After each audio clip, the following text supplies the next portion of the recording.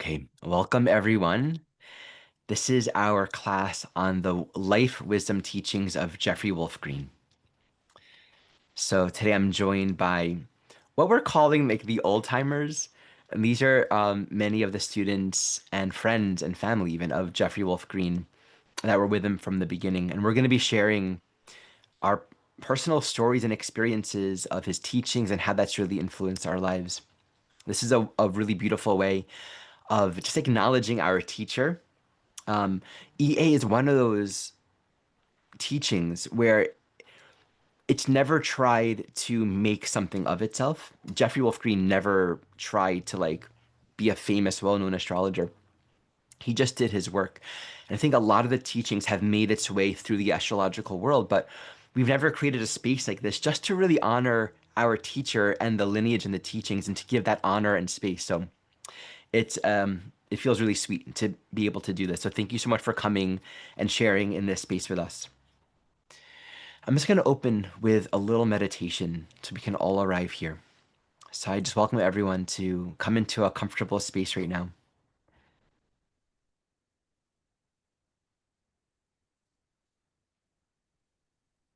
And just for a few minutes, coming into silence, allowing ourselves to feel gratitude for all of the teachers and the teachings that have inspired and guided all of our lives. None of us would be here if it wasn't for the guides and the guidance that continually shows up perfectly just right for each one of us on our soul path.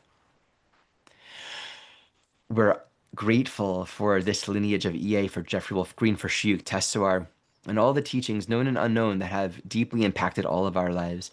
So just sit quiet in a moment, allowing ourselves to meet the edge of our life as it is right now, and just opening to a space of thankfulness for all the guidance that has brought us here today.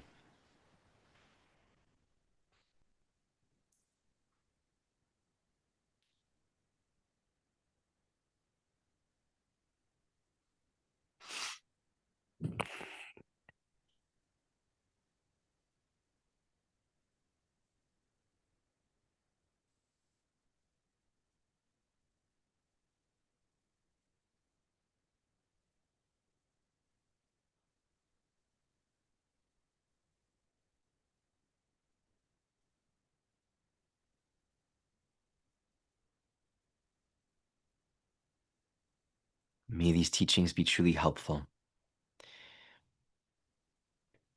May all the words shared here today be in service to our ongoing soul growth and remembering we are thankful and grateful to be here and to share this space together.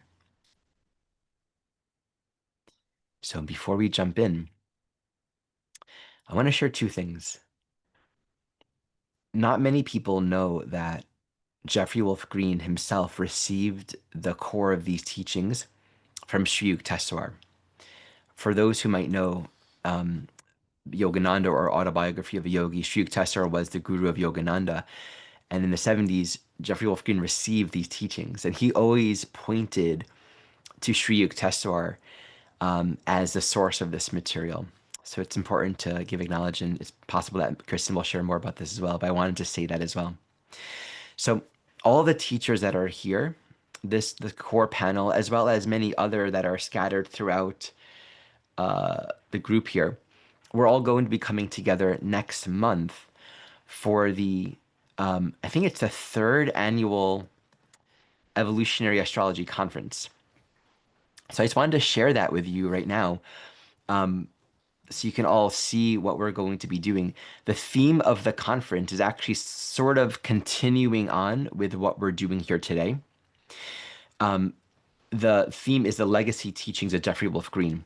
So every single one of the teachers, you can see half of the bodies of some of them here.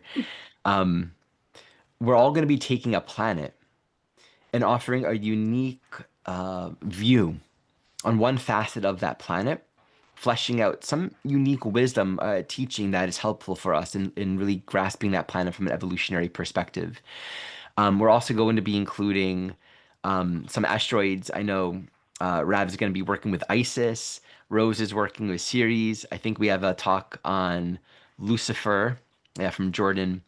So a lot of really interesting. Stacy, who's on the panel today, is going to be talking about the Damien soul archetype, which corresponds significantly to the mutable axis in the chart. So we'll put a link in the description so you can check that out. The other thing that I want to share with everyone is we're going to have another free event the Sunday before the conference, and you'll be hearing more about this. We'll post a link. And this is a sort of a movie watch party. There's this, I think it's a 3 hour long class that Jeffrey Wolf Green taught the planetary method of chart interpretation. So we're just going to get together and watch it. So you'll get the link for that, so you can sign up and join us for that as well. It's totally free, just hanging out together and watching the teaching. Okay, so I'm going to pass this on to you, Kristen. Hello, everybody. Wow, it feels really good just to feel all of you showing up today. And we are all here because this work has touched us. And like Ari said, maybe you've been guided here today through one of us or through another teacher of EA. Maybe there's just something about this work that has you wanting more. And I'll tell you what, if you commit yourself to this work, it will always have you coming back for more. You will look no further. And that is because it teaches you why. Why are you here? Why this experience? Why that relationship? Why this heartbreak? It's not enough just to know what's happening in your life. Never. A lot of astrologers will teach you what, or say, hey, this is happening in your life. And you're saying, yeah, that's happening. They'll validate it for you, but can they help you answer why? We all want to know why so we can evolve and so we don't keep recycling the past. So we can empower ourselves with why we are here and help other people do the same. And Jeffrey called himself an errand boy, which is kind of funny because he took the work that Yukteswar bestowed, I can't say that word, bestowed upon him in a dream. And I want you to think about what kind of soul that would have had to have been. If anybody knows Sri Yukteswar, the teachings of Sri Yukteswar, who he was as a soul, is this a soul in the lineage, the spiritual lineage, the most powerful soul you can imagine? A galactic astrologer himself. He was a magi. He was one of the magi's who followed a star to find the baby Jesus, Eureka star. I'm sharing this because that is a story that is being told, and that is what I was told. So if one of the magi showed up in Jeffrey Wolf Green's dream to say, hey, bring this to the planet and help people with it, you'll change their life. You'll bring them back to God, closer to God. Imagine what kind of soul that would need to be. He showed up just turning pages in a book, the Pluto book that most of you have in your possession. How many times have you read that book? How many times have you gone back to the same chapter, to the same pages, and read it in a little bit different way? Because the more you evolve, the deeper it gets. The more you evolve, and the more you go back to that book, it will speak to you in a different way. It is the gift that keeps on giving, this work. I can attest to that. So he wasn't just an errand boy. He had a gift of making you feel something you've never felt before. He had a gift of unlocking doors inside your soul you didn't even know were there because you shut them and locked them forever, you thought. But we have to go back in through those doors.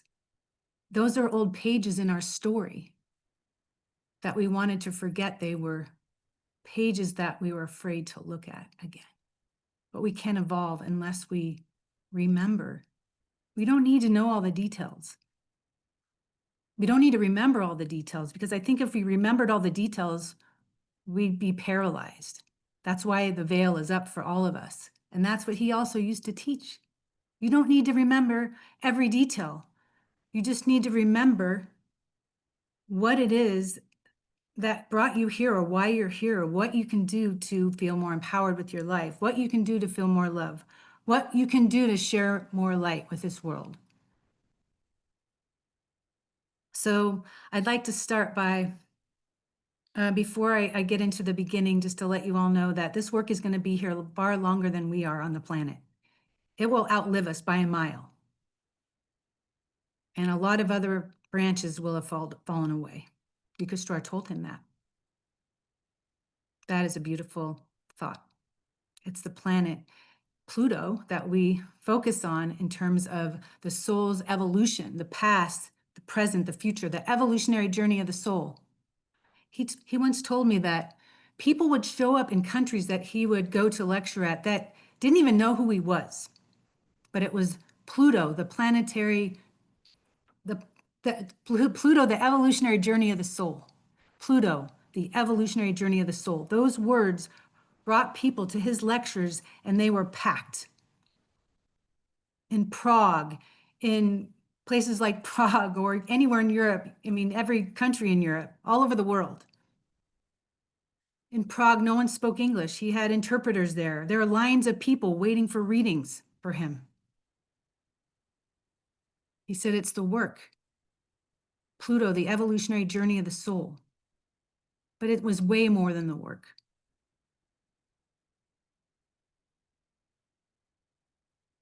It was his energy and the intention within the words that he spoke.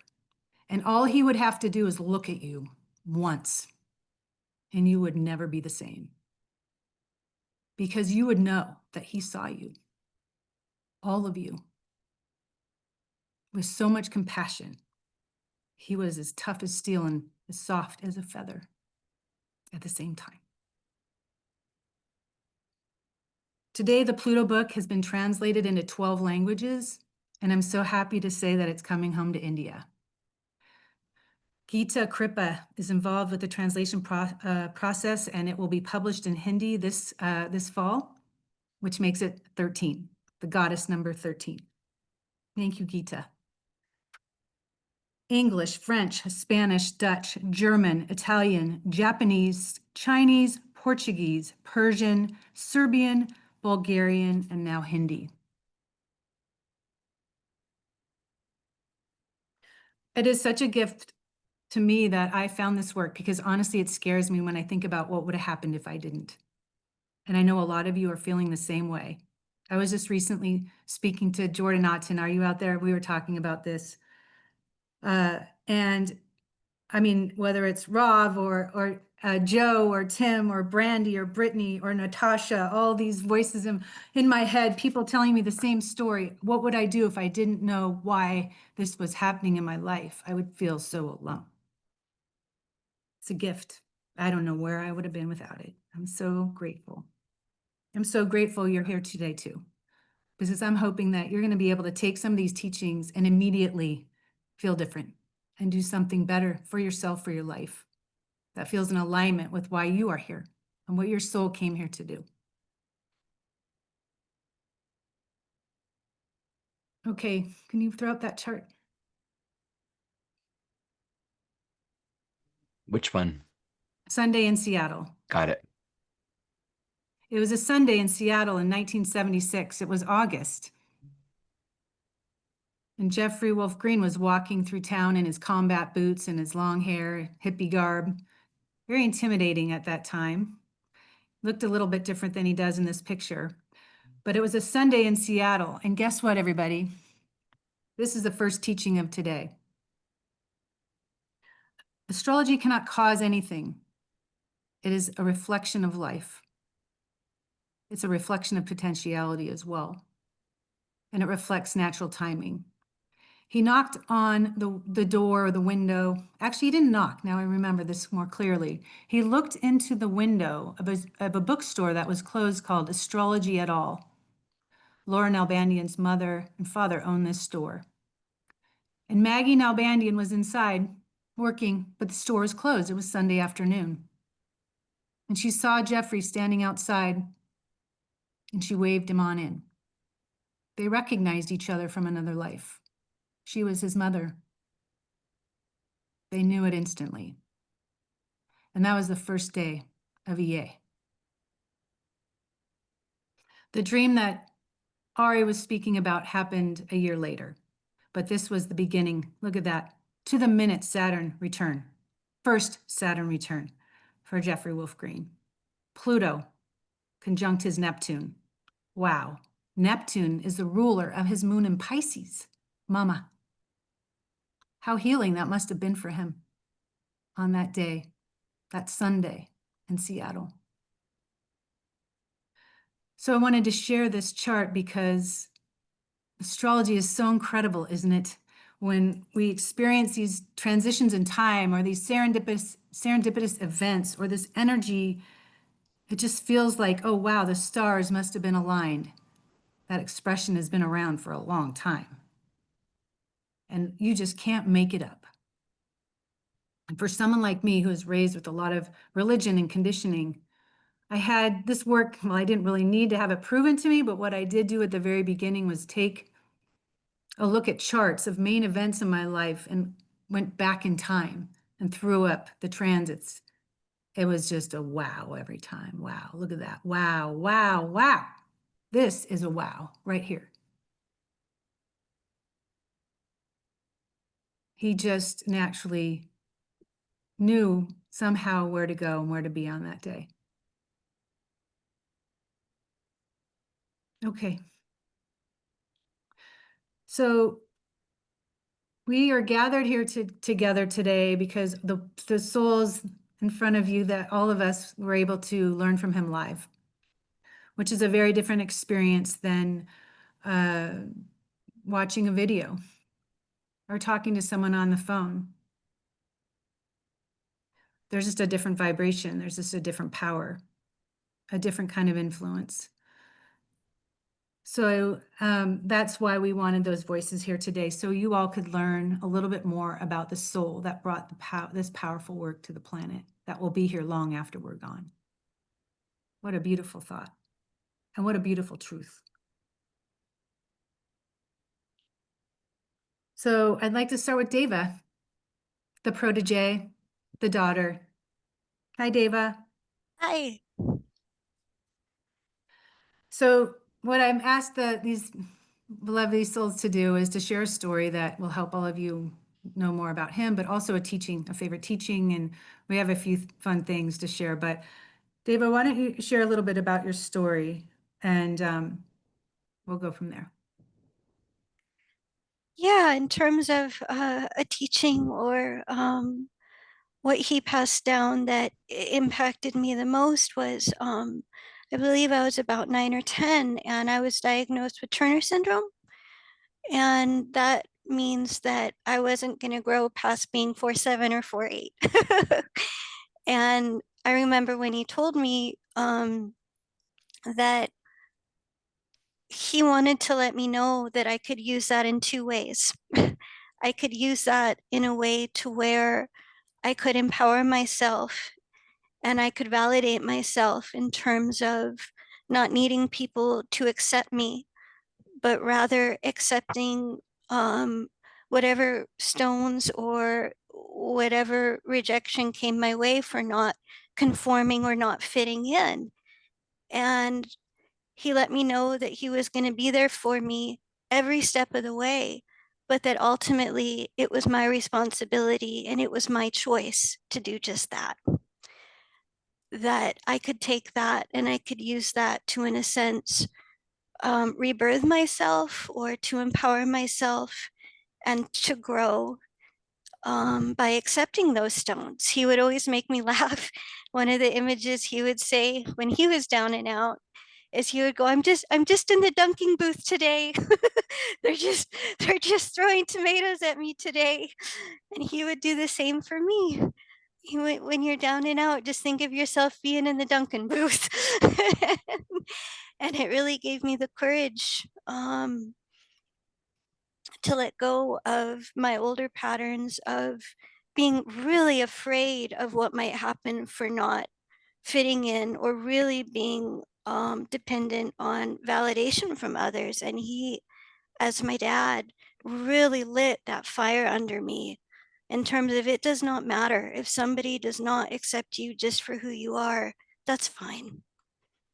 And I remember too, one of the teachings that has really helped me cleanse, or that has really helped me shed some of my older darkness, I would say, is that, oof, we would go through some really intense and really hard things together. And I remember one time he was, really, really, I mean, really angry, really angry. And as his daughter, I came up to give him a snuggle, or, to offer support, or, do what I could. And he just looked at me dead in the soul, right in the soul.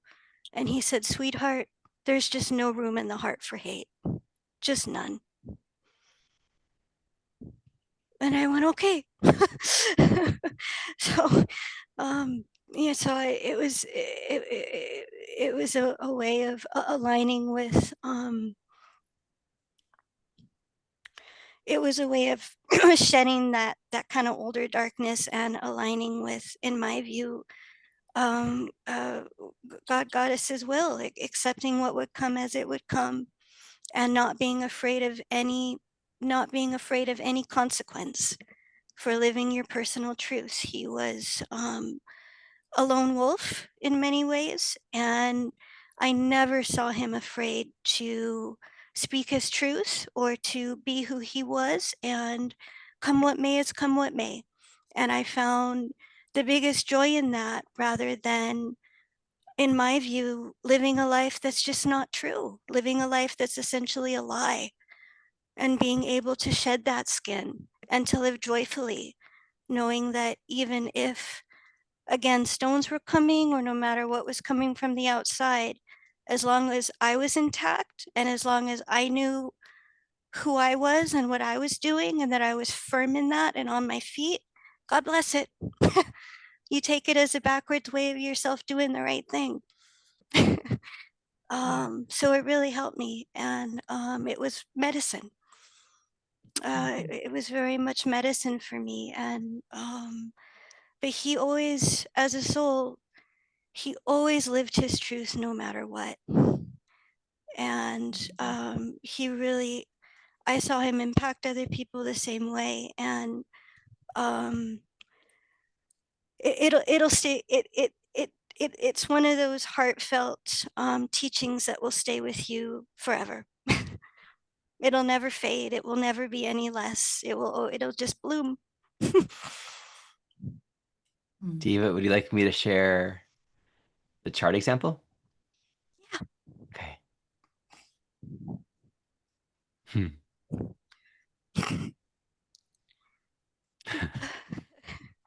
So yeah, where you can see that in my chart in terms of, learning to not being afraid of any judgment or any consequence, or again, accepting those stones.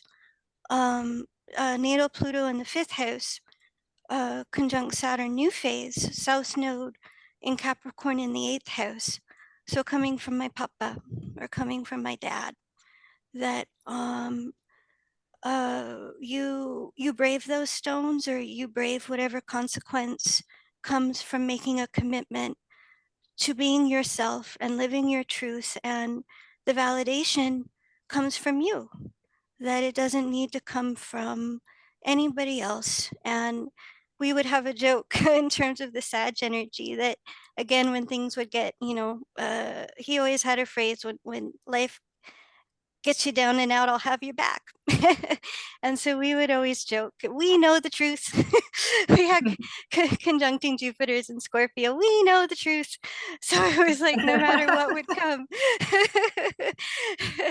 And it would just always brighten my day. It would just always release this darker, or this really energetic holding pattern of Saturn, that it was like, no matter what, I just couldn't let it go. And then through that humor and through that medicine, I could just let it go, and I could blossom then into who I felt I was becoming. My evolutionary point in Aries, in the 11th house, and not being so fearful of what might come from others. That's the 7th house. So that was a new pattern, seeing Saturn new phase, really owning it.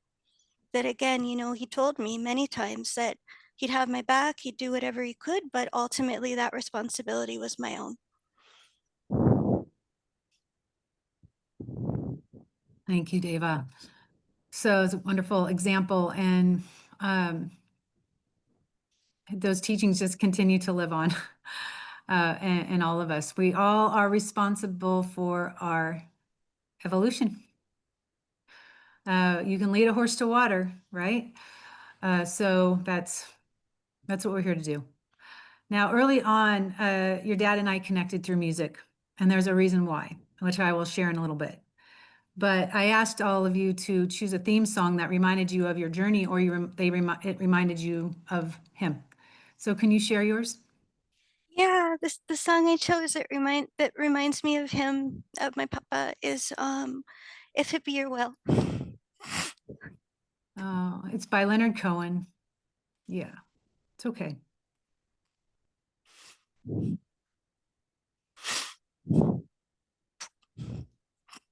Just if you guys know that song, it's okay, sweetie. If you know that song, you can Google the lyrics, but Leonard Cohen.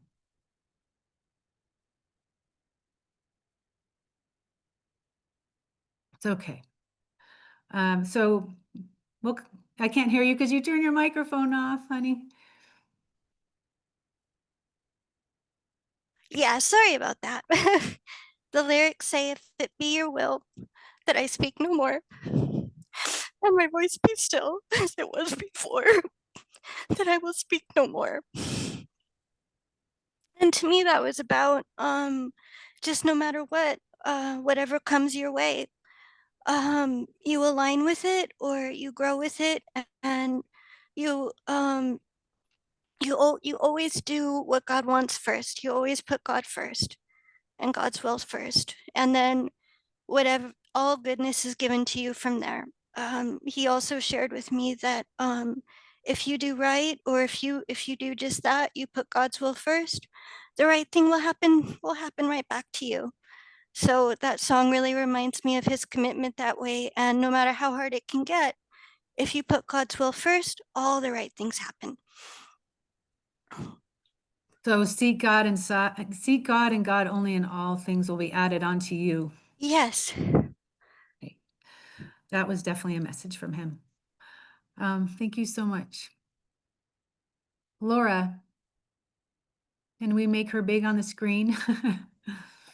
Hi, everybody. Hi, Laura.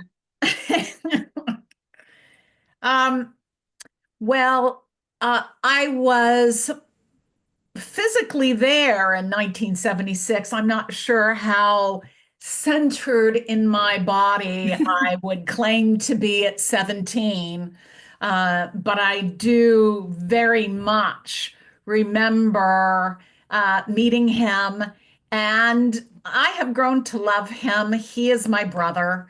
Uh, he is, 12 years older than me. And, has always had a very big brother kind of energy toward me. Frankly, sometimes it was really annoying. And those of you who are little sisters or have been treated like little brothers or sisters, it can be annoying. But nonetheless, it was very much all in love. But I've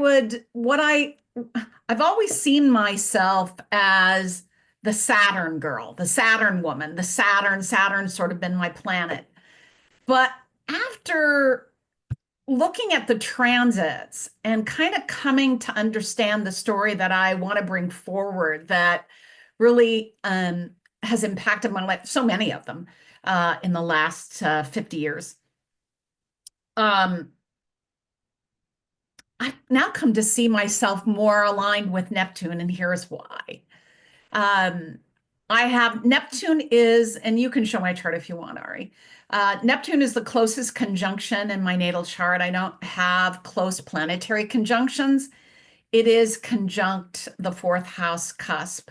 by, a little more than a degree. And the time period of August 15th, 1976, it would have been somewhere after that, because the sequence of events is that he came into the store, there was this magic connection, and now he worked at the store. And I mean, there wasn't a lot of, well, maybe you should, maybe you shouldn't. Should we know more about you? There was just this thing that happened. Here's this person now doing readings in the store, and mom saw something in him. And as you can see from the picture of the two of them together, there definitely was a connection. But the day that he came in the bookstore, where's my notes? Transiting Neptune, transiting North Node, was at 6, almost exact Scorpio, 6 and some minutes to my Neptune. Also transiting was Pluto, just by, again, mere minutes of degrees or minutes of space. Pluto was at 9 degrees, but it had moved into the 3rd. And I think that's big because through that course of my education with him, Pluto transited that 3rd. And then when I started teaching, learning, actually specifically being in his classes, not just around him, because I met him in 76, knew him through all that time, obviously, but didn't start studying with him until 1983.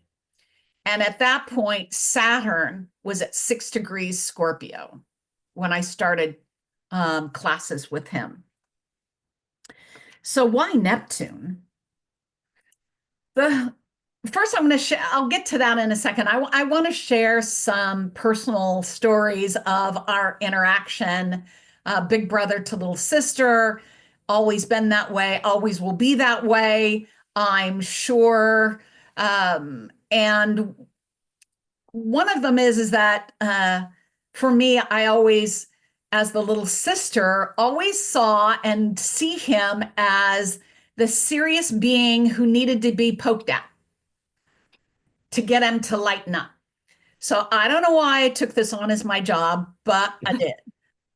And so there were times when in class, he would be going on some serious tangent and I would be taking it in, but in my psychic mind, I would take a spitwad, not kidding you, not physically, but psychically, and blow spitwads at him. Just to, see, first of all, is he going to sense it?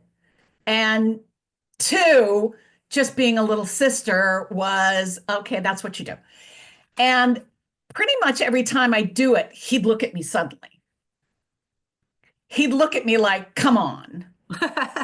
I know what you're doing here. Yeah. My other favorite, at a personal note, was when my younger brother, Gregory, came back to the bookstore and worked. I don't know how it started, but somebody started a rubber band fight. The bookstore was quiet and it turned into a free-for-all. There's Jeffrey. We had a platform behind the register, and there's Jeffrey, tall Jeffrey, with a pile of rubber bands, and we're darting between bookcases and we're having an all-out rubber band fight. And he has the funniest laugh. I mean, and the other thing about Jeffrey is when he tells a joke, he's always laughing before he gets to the punchline. Yeah. He's always laughing before he gets to the punchline. It's hilarious. He just always would crack himself up. So back to the teaching. One of the things that has consistently stuck in my mind, and I don't have any slides for this, is just something that I wanted to share. It so empowered me through my education and through my life. And that is the one I remember most is one of the classes we were doing planets through the houses, planetaries, whatever it was. And we were doing Neptune. And it wasn't the only class that he would say these things, but somehow it just seeped into my brain more that night. And that was go home and meditate. If you don't do the homework and write it down, that's fine, which I never did, by the way, because not my thing. Any of you who know me, writing is not my thing. And so I did. I went home, and not only did I meditate once, I meditated several times. And holding the image of my Neptune and Scorpio in the 4th house, with Pluto being the ruler, retrograde in the 1st house. They are sextile, obviously, one another. And so I just allowed my imagination to open and receive whatever Neptune had for me. It was all visual. There was nothing linear. There were no words, but it was the most powerful resonance of really opening of that Neptunian space. And what's really weird is, and that's not weird, but what is really profound in that space is that I found absolute clarity with Neptune, where most people are confused and boggled and befuddled, and it makes no sense and is kind of diffuse. For me, once I really tapped into the Neptune energy, it was none of those things. I could see it represents those things, but being in Neptune's sphere was not about that. There was absolute clarity about it. And adding to that was over the course of, while he was in the bookstore, I believe till 1989, 88 or 89, when he moved, was a game that we would play. And that game I took to my children in a different way. But that game we would play was a client would leave and I'd have a sense of something. I'd like, what was that about? And he said, well, I can't tell you, but use your imagination. So I would just make what I thought up was some pretty wild stuff. And he would always just give me a wink. He couldn't tell me absolutely, but it was the game we played to open the imagination, because he always said the imagination is the doorway into the psychic realm. And so that has been probably one of his most profound teachings for me. Now, I can go on and on about methodology. There is no particular one thing in the Pluto paradigm universe that isn't brilliant and that I don't love.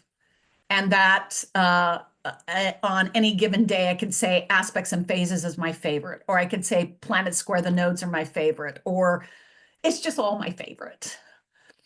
So, but at that level, I think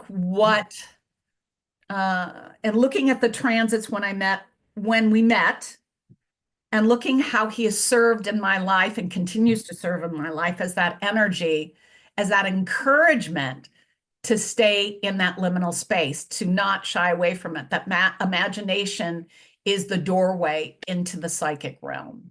And it has served me well in all ways, astrological and personal. Awesome. Thank you so much for that teaching. I remember that well too. Rose and I were just talking about that recently, right? About the imagination and how much it's really not random. So use it, lean on it, everybody. And Laura, what is your song? Remember we were talking about your music. Yeah, it's like, where do I anchor into what song? And really, I came to a song that we often used to sing, my first husband and I, Darby, because we do music in the store. Char Rayner was our tarot reader, a very good friend of Jeffrey and Mom's. And we'd have gatherings and there'd be music. Even at astrology events, we would often do music. And the one I remember most is by Crosby, Stills, Nash, Teach Your Children Well, Teach Your Children. And it's not particularly the lyrics per se for me. It's just that sense of that time frame and us singing in joy. Jeffrey did not join in the singing and probably would never join in the singing. He probably, but he loves music, right? He loves music. And so being around that and sharing the music. And so that was a song. And it's remembrance for Char Rayner, who was passed. It's remembrance for my first husband who was passed. And so being in that space and having that joy and singing together, that's the song that came to my mind. Thank you, Laura. Kim Marie, 1985. You had your first reading with Jeffrey. Yes. Hello, everyone. I'll talk for a little bit, Ari, before I have you put up my chart. When I mentioned Pluto on my chart. And so my voice is a little emotional. Davis, sweetie, I've been crying right with you, okay? So we'll just be the crying club. Thank you, everyone, for showing up and listening to us. I discovered astrology through crises, like many of us do, and decided to take myself to a conference. My very first reading was with this guy who was lecturing on Pluto, and it blew me away. That night I had my first out-of-body experience. I had to leave the conference, go sit in a city park and just swing, because the things he told me so rocked my world that I just couldn't function normally for a little while.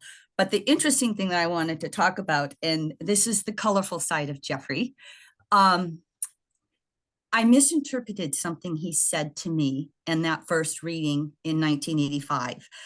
I started studying astrology. I live in the middle of nowhere in the Northern Plains, and I didn't have my second reading with him until 12 years later, Jupiter cycle, 1997. And I told him, I said, I want to clarify something you said to me the first reading. And I'm paraphrasing here. I took it that Jeffrey said that astrology in and of itself would not be enough for me. I took that phrase to mean I didn't have what it took to be an astrologer. And so in 1997, 12 years later, and I asked him about that, and he, colorful Jeffrey here, his eyes got really big and wide, and he said, blah, blah, blah, blah, blah. That is not what I meant.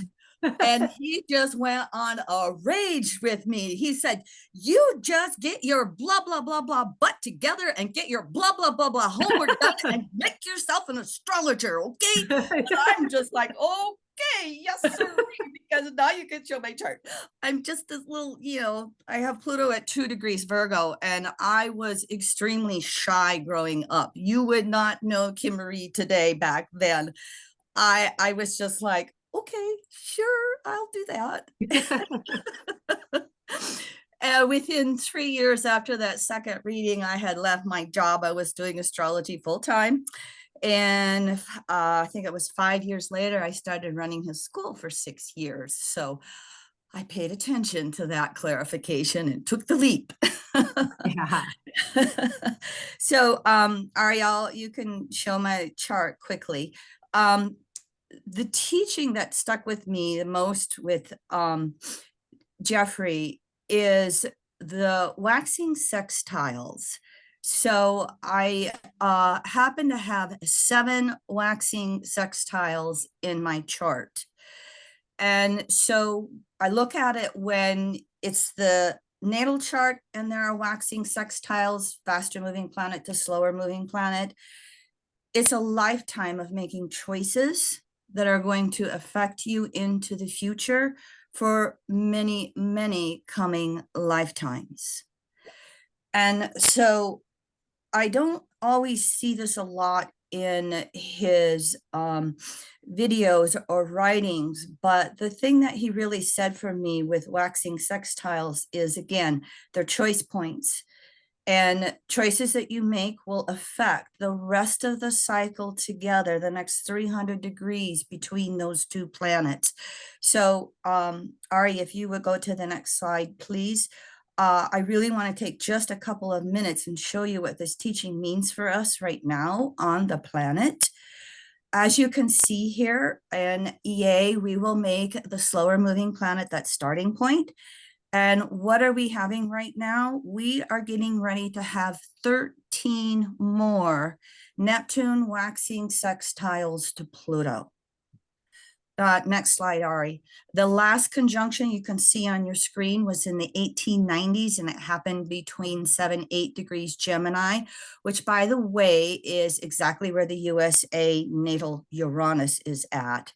So again, this is what he wrote here. In general, decisions and choices made at the waxing sextile will have impact throughout the rest of the planetary cycle together. So even if you don't have any waxing sextiles in your chart, we've got them in the skies all the time with the transits. And we are all in the midst of a huge cycle right now with Neptune and Pluto going back to that 1890s conjunction and now finishing up with more of these sextiles. Almost everybody alive on the planet today has Neptune waxing sextile Pluto. Wow. So new desires are coalescing and condensing into new forms based upon the evolution of our beliefs, our meanings with Neptune, and our values. And of course, we can see this going on the consensus side of the planet, individuated, spirituated. The consensus, these sextiles, they're trying to do all of the exclusions, the taking, hoarding, and excluding of me versus you and us versus them, individuals, countries, etc. But I keep going back to that broader basis of the waxing sextiles with Neptune and Pluto, in that they really give us some opportunities to make a difference on the planet right now. Next slide, Ari, please, and thank you. Here are the waxing sextiles. Because Pluto's orbit is so elliptical from the rest of the solar system, Pluto can make aspects for decades. And from that conjunction, 500-year cycle between Neptune and Pluto, 500 years, Pluto makes 2 transit, Neptune makes 3. From those conjunctions, we are in the midst of 49 waxing sextiles. I just listed a couple of things that all came about in those 1890s time period, those seed thoughts. And now if we look at, not only the Neptune waxing sextiles to Pluto, but Uranus is making waxing sextiles to Neptune. We're having those taking place for us right now. So I would just, talking about Laura's imagination, if all of you will just look at where Neptune waxing Pluto is in your chart right now, and what are the big, big values and meanings in your life? How is your soul being given an opportunity to make choices for you that will affect not only the rest of this life, but how you want to evolve your soul forward into tomorrow? So 13 waxing sextiles between these two from 26 to 32. And I always teach these waxing sextiles because they get, the squares, the trines, the oppositions, the big aspects, these little old sextiles, they just get glossed over. And I'm like, oh, wait a minute, they get their time in the sun too. Indeed. So anyway, that was one of the teachings of Jeffrey's that just stuck with me from the very beginning. Awesome. All right. So I asked you about a song and I giggled because I have to tell you that when I started learning this work and I went to my first school and I had the opportunity to attend 5 live schools, which were about 10 days each long. And the first one was in Laguna Beach. And at the time I was living in Hermosa Beach. So I was driving home after school and I was learning astrology through the music. The song that you chose, Kimry, came on the radio, Galileo by Indigo Girls. And I'll let you share the lyrics if you'd like. But what I learned on the way home is that, wow, every song that I'm listening to, I can hear the archetypes. Galileo's head was on the block. That's Aries and Saturn and Capricorn. But of course, there are lyrics in this song that you, the reason why you chose it, I'm sure. But I loved that song so much throughout. And you can go. I'm going to create a playlist for everybody here. And by the way, if anybody wants to send me their favorite song that's helped them in their evolution, please send it to me, and I will create an EA playlist for all of us. How fun would that be? Send me your name and send me your song, and we can rock out together. But go ahead and tell me why you chose that one. Several reasons, just like you. When I had that first reading with Jeffrey, I was, very curious about past lives, and I was going through a traumatic divorce. My ex left me for my best friend, and everybody gets shocked about that. And I go, well, I hope he's as happy as I am, because that's what opened my door to astrology. So I was asking Jeffrey about that stuff. And so I love the reincarnation of the song. And now I'm serving time for mistakes made by another in another lifetime. How long till my soul gets it right? Can any human being ever reach that kind of light? And then the one of the other lyrics was, and when I think about my fear emotion, which I could never explain, some other fool across the ocean years ago must have crashed this little airplane. That was me, World War I, just before it. I was too young to go to war, but I was fascinated with airplanes, and I crashed it over in England. That one really hit. But I guess the lyrics that I really love the best, though, was, if we wait for the time till all souls get it right, then at least I'll know there'll be no nuclear annihilation in my lifetime. Sorry, that gets to me. Yeah, love that song. And I got to listen to him do it live in person. Awesome. Thank you, everyone. All right, Rose. You Hello. go big on the screen. So yeah, fellow mystic, I would say for you. Go ahead and tell us your story. It's called a crown chakra story. Yeah. Well, and you and I talked about this the other day in terms of which stories to share. And I'll just briefly mention one that I've told before about when the student is ready, the teacher will come. And that Jeffrey had been in my area, kind of doing classes and so on. And it wasn't my time to meet him. The first meeting that I had was somebody gave me a tape, a cassette tape, and said, "Oh, you don't know this guy? Well, here, check this one out." And I was going someplace, and I got into my car, and I put the tape in, and I sat in my driveway for that whole hour. I didn't go anywhere because the sound of his voice went boom. And that was it for me. I felt this sense of familiarity. It was just, my whole soul lit up. I say that I searched for him my whole life. From the time I was a child, I was on my way to meeting him, is what I feel. And I always say that in meeting him and my relationship with him, that he opened the window to my soul and brought me into this body of work. He was the most influential person in my life, and I had such great love for him. But he was lecturing at Norwalk at one point when he had decided that he was going to start a school. And he had done this lecture, and he had announced that he was going to do the school. And I was sitting at the very back of this, and this was Jeffrey. If you hadn't had the opportunity to be in his physical presence, as others have said here. I mean, he just had this magnetic aura about him, and you could just feel the energy just flying off him.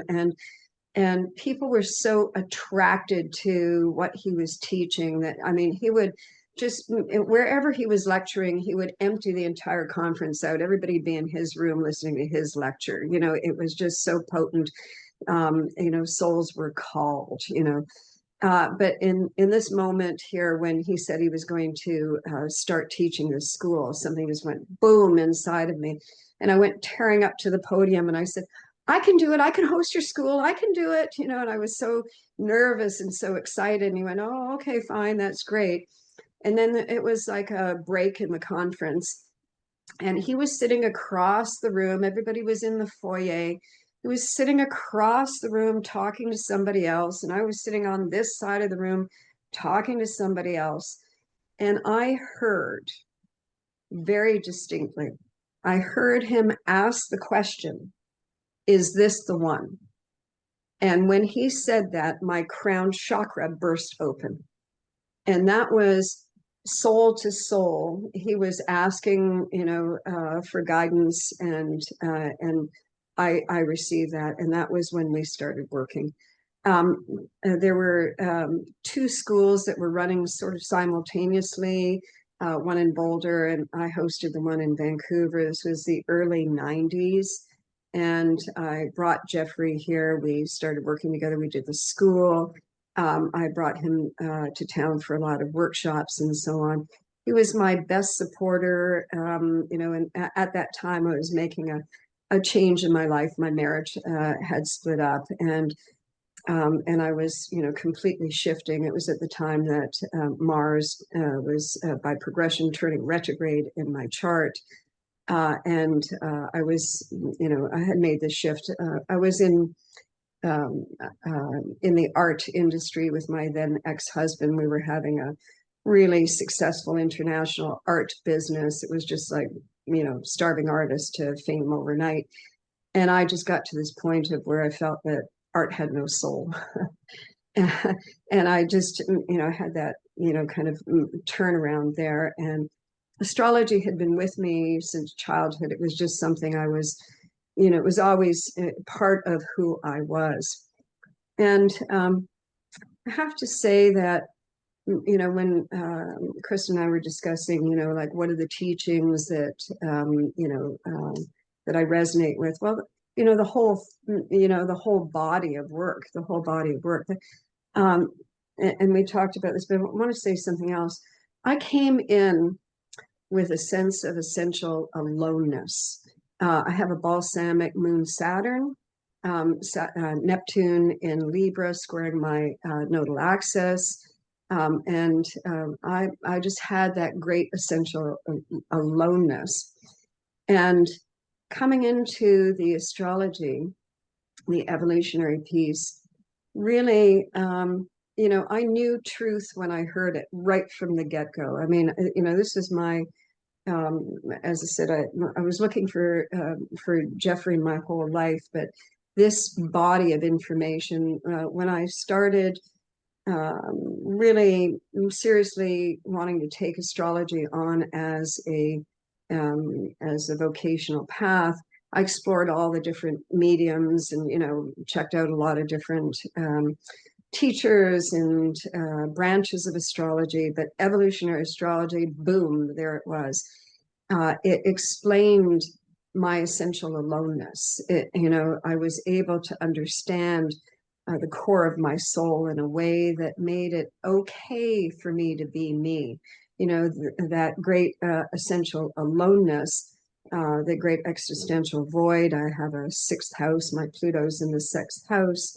You know, it was that yearning for transcendence, that yearning for returning to source that we talk about, you know, the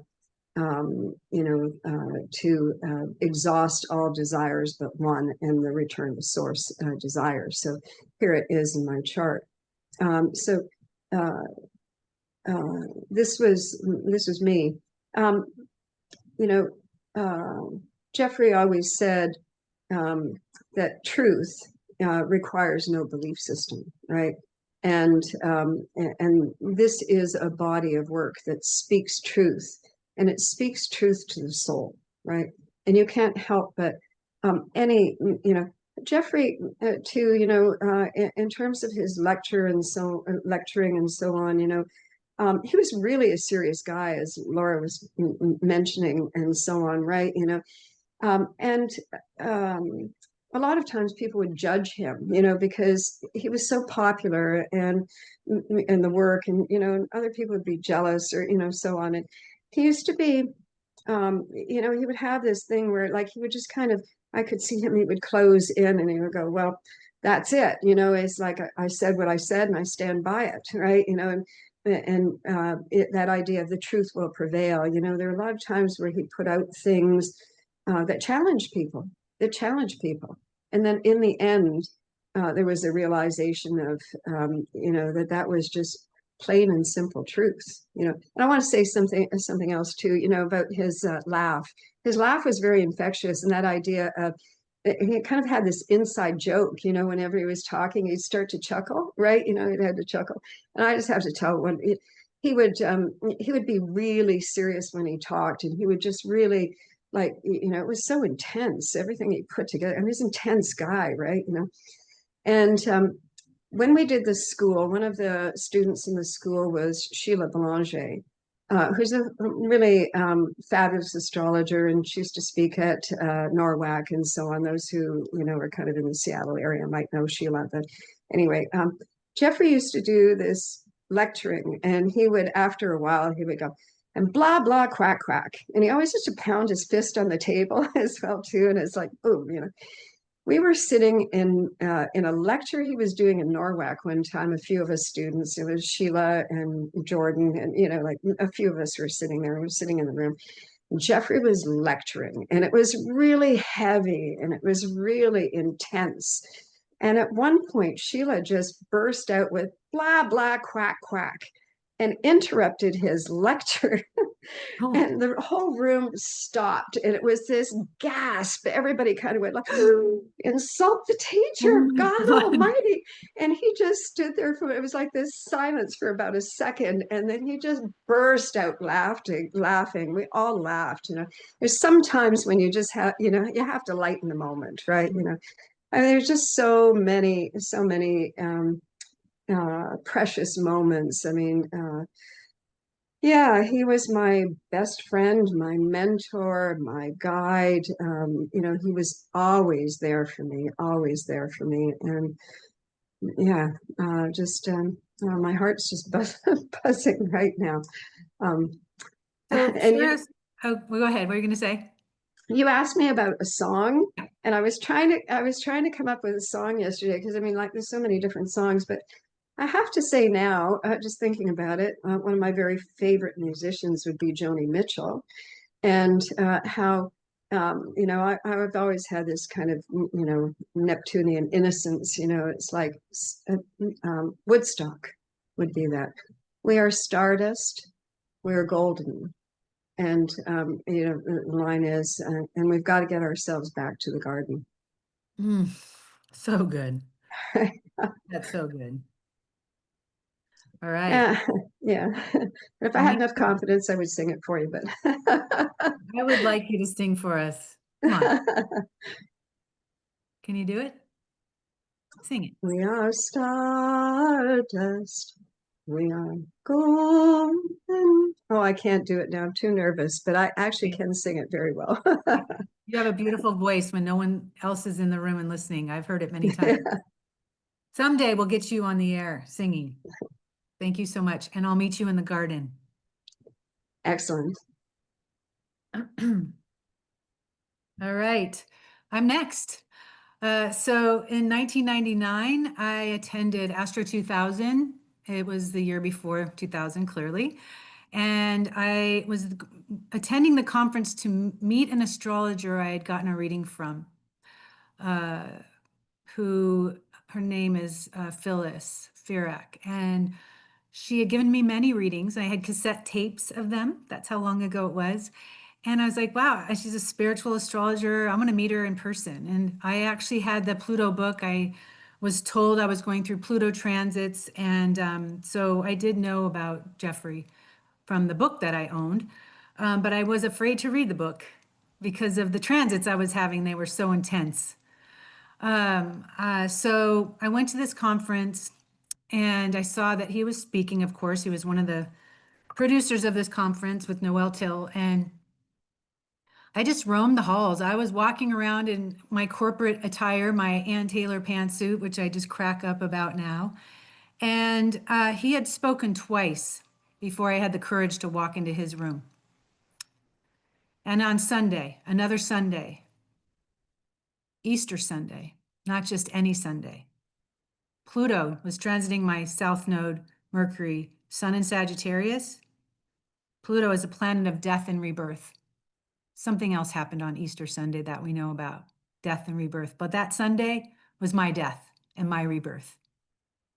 It was a packed room. I didn't know anybody there but one person I had met who was a student of his over the weekend, Adina Mather, also a Sagittarius. And I just slipped in the back in the middle of everybody, waiting for this lecture to begin on Saturn. He said, "Good morning." And that's all it took. Rose, "Good morning." And I was home. I was home. So I don't remember what he said that day. I just remember that the message was for me. And everybody else in the room felt the same way. It felt so personal. Saturn squaring my nodes. Saturn in the ninth house of beliefs, truth, and Pisces, squaring the nodes. So I asked Adina if she would introduce me to him because I literally was so nervous. I didn't even know what to do. I didn't think I could put words together because what he said in that room that day, I felt like I was the only one there. And I walked up to him with her help, honestly, and I've never felt that experience before. I was afraid to actually meet somebody. But I knew I had walked through a door and I knew that I could not unring that bell. My body told me, this is why you're here today, or this is why you're here this weekend. I wasn't supposed to listen to those other lectures. That first lecture was what I needed, Saturn. And I looked up at him and I said, hello, why am I here? He didn't need to look at my chart, but just to make me more comfortable, he asked for it. And he looked at me so obliquely like this.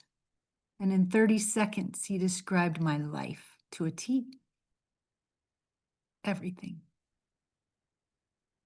And the last thing he said to me, you're the wild stallion that cannot be broken. And there I am standing in my Ann Taylor pantsuit. I was allergic to horses. I got to deal with this Saturn. What am I afraid of? What have I been repressing? Where can I learn more about this work? Oh, there's a school happening in July in Laguna Beach. I said, I'll be there. So that's how it began. And the coolest thing about Jeffrey is that, he never wants to force somebody too far, too fast. As astrologers, we have to be very careful not to say too much to somebody, or we're not going to help them grow. We might help them become more paralyzed. We don't want to do that. And so what I loved about what he did with me, because at some point he said, I'd like you to speak at a conference. Think about what you want to lecture on. I want you to be totally comfortable with what you're presenting because this is your first time. And so, as I was saying with the music with Kim Marie, that I really loved listening to music. And when I was doing readings early on, I would pick theme songs for people's birth charts. And my clients loved it. And it took a lot of time, so don't do it anymore. It's been a long time, but I wanted to do a lecture on music and astrology and post the songs that I chose for the charts and teach people astrology through the music. And he loved that idea. And he said, wow, can you make me a playlist? And I said, yeah, I'll make you a playlist if you make me a playlist. So we did that. We changed playlists, cassette tapes. And the first song on the playlist that I made for him in 2000 was a song that reminded me of my youth when I was roller skating backwards in the roller rink. And my favorite song would come on called Free Ride by Edgar something group. I can't remember the whole name. I'm dating myself now with this song for sure, but it says, the mountain is high, the valley is low, and you're confused on which way to go. Saturn and Pisces squaring the nodes. The mountain is high, the valley is low, and you're confused, Pisces, on which way to go, squaring the nodes. I was 10 or 11 or 12 when I'm roller skating to this song, and it's already speaking to me. All over the country, I'm seeing it the same. Nobody's winning at this kind of game. We got to do better. It's time to begin. You know all the answers must come from within. So play that song, and you will be having so much good Aries energy, Sag energy. So he loved that song. I don't think I posted that in the I didn't present that one in the lecture, but that's how we connected through music. And so when I make my playlist, I'm going to try and find that old cassette. I'll slide some of those songs of his favorite songs of his back in 2000 for you.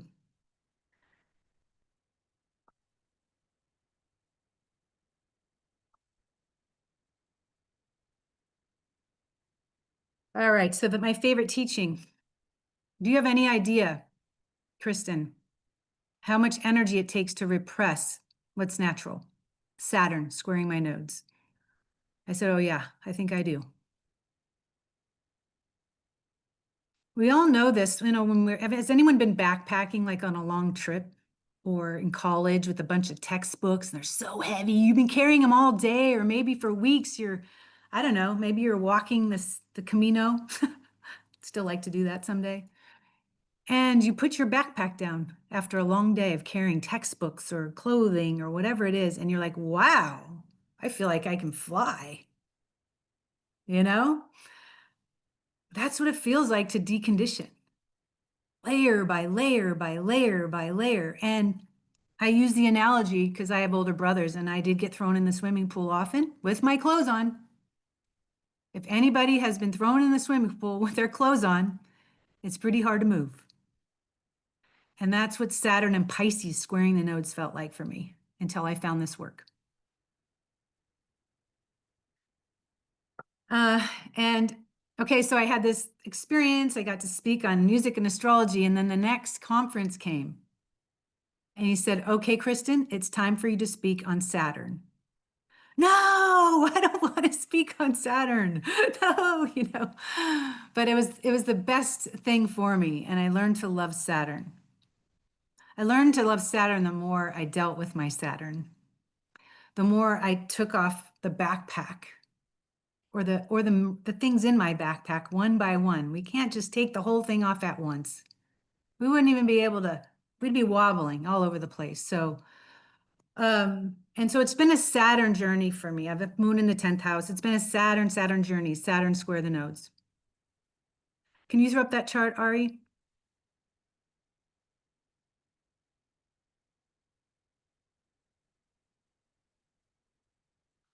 This was 20 years ago, the last time Jeffrey spoke public in Sedona after the conference was over. And this is another joke, a kind of a funny story that he had overheard somehow too close to a circle of conversation with some friends. And he said, he overheard that I had been highlighting my hair.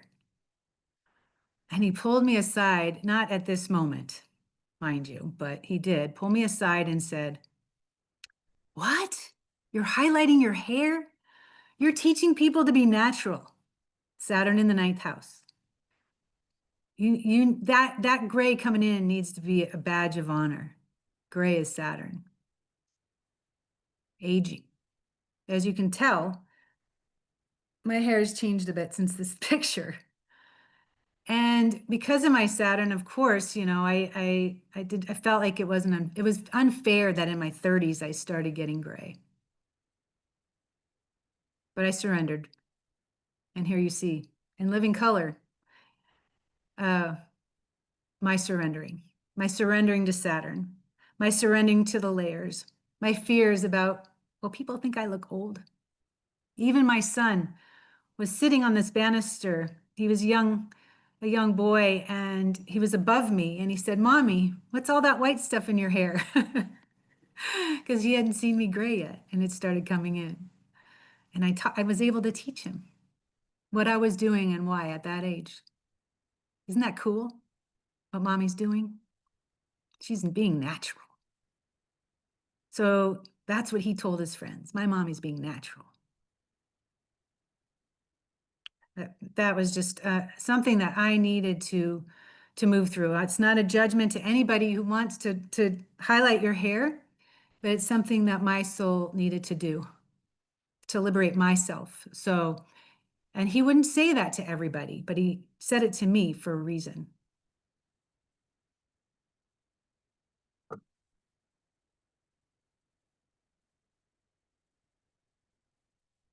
Okay. Steve. Hello. So I have my path to and with EA. Some background, condensed version. It's the mid-1990s. I'm living in Maine. I'm divorcing my wife and going through massive change after an 18-year relationship marriage. 18 years is a nodal return. An old friend tells me I'm about to have Pluto cross my ascendant. I said, "That's nice. What does it mean?" I had no idea. She tells me my life as I've known it is ending and a new life is beginning. And people who have known me a long time will wonder what's happened to me because I'll seem so different to them. This turned out to be prophetic. And it also turned out to be extremely difficult. One of the hardest times in my life. I was in therapy. I was making new friends, many of whom were in dissolving relationships where we would talk about our feelings and what was going on. Not surprisingly, many of them were female. I discovered that I liked talking and learning about growing. And that at times these things can be brutally painful. 5 years later, when I have made it through the beginning of this process, well, actually, what I described started before Pluto went over my ascendant. So 5 years later, it had gone over my ascendant. I'm about to move I lived my whole life in the Northeast, in New Jersey and New England. 5 years later, I'm about to move to an island off the Australian coast with a new partner, someone I had known in an earlier period in my life. We only stayed there a few months and ultimately wound up in Ashland, Oregon, where I've lived for 25 years. She lived for 2 years. I was in a phase of what is my life about now? I knew I wanted to help people who are going through transition. I didn't know how. I was researching modalities on Google, looking for something I felt resonance with. That is where I first encountered jeffreywolfgreen.com website. I didn't know what to make of it at first. I deeply resonated with parts of it. Other parts seemed a little strange. I found myself frequently returning there. I bought Pluto Volume 1. I was increasingly captivated. I finally wrote an email to the author, as the book said he welcomed. I had written to book authors before. Nobody had ever answered. 20 minutes after I sent the email, I had an email back from Jeffrey, and that's where it all began. Eventually, I was invited to meet him, and my partner at the time and I went to visit. He greeted us at the door and said something like, "Yes, it's them," meaning he recognized us from past lives and all was okay. EA was speaking deeply to me, and I became increasingly involved with it. I was very active on the EA message board, answering questions from people as my understanding of the paradigm deepened. One of the interesting things for me was when I first started doing this, I started doing like test readings with friends to see how I could apply what I was doing. For the most part, I was looking at their chart and kind of reading out of the books what this meant and that meant. And people kept telling me I was really good at this. And I was like, I'm just reading out of the book. But in the beginning, I was in a local astrology group learning astrology.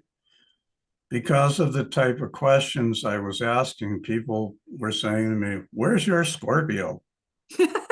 I said, "I don't have any Scorpio."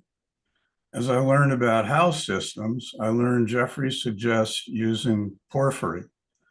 Lo and behold, in porphyry, my Pluto is in the 8th house. In most other systems, it's in the 9th house. And thus I discovered not only my Scorpio, but that it was at the core of my being. And furthermore, that if I had been born 10 or 15 minutes later, I would have had a 9th house Pluto. Thus, I learned the porphyry house system, as far as I'm concerned, is very accurate. I was so taken by this work that a few months after I came upon it, I organized my first class on EA because I felt like I needed to share it, because even though I didn't understand it all that well, we had an astrologer attend who helped out with some astro details. I felt very guided to do this. A Jeffrey teaching that I like.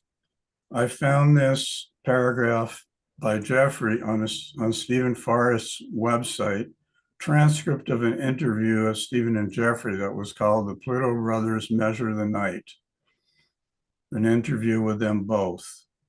This is the teaching that I picked.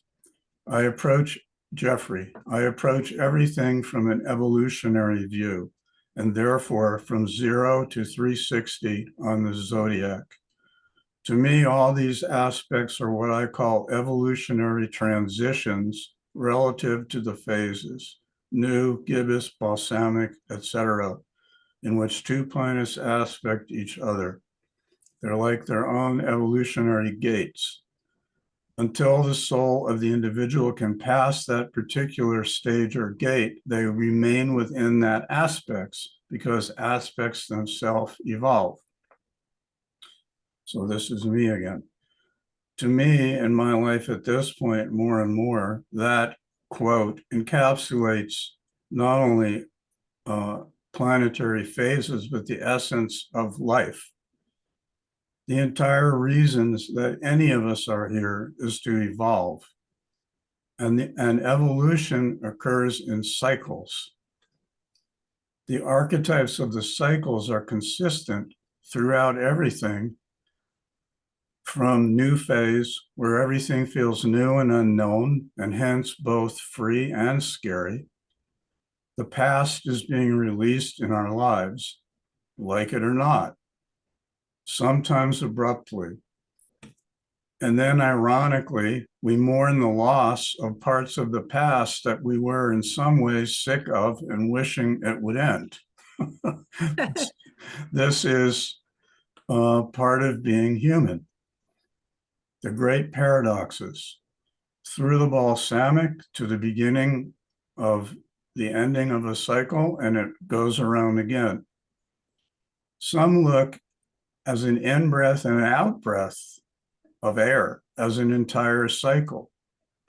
We really are not the same from breath to breath, although the change is generally tiny and often not recognizable. We think everything is solid. This heavy solid desk that I am pounding on, it's not going anywhere.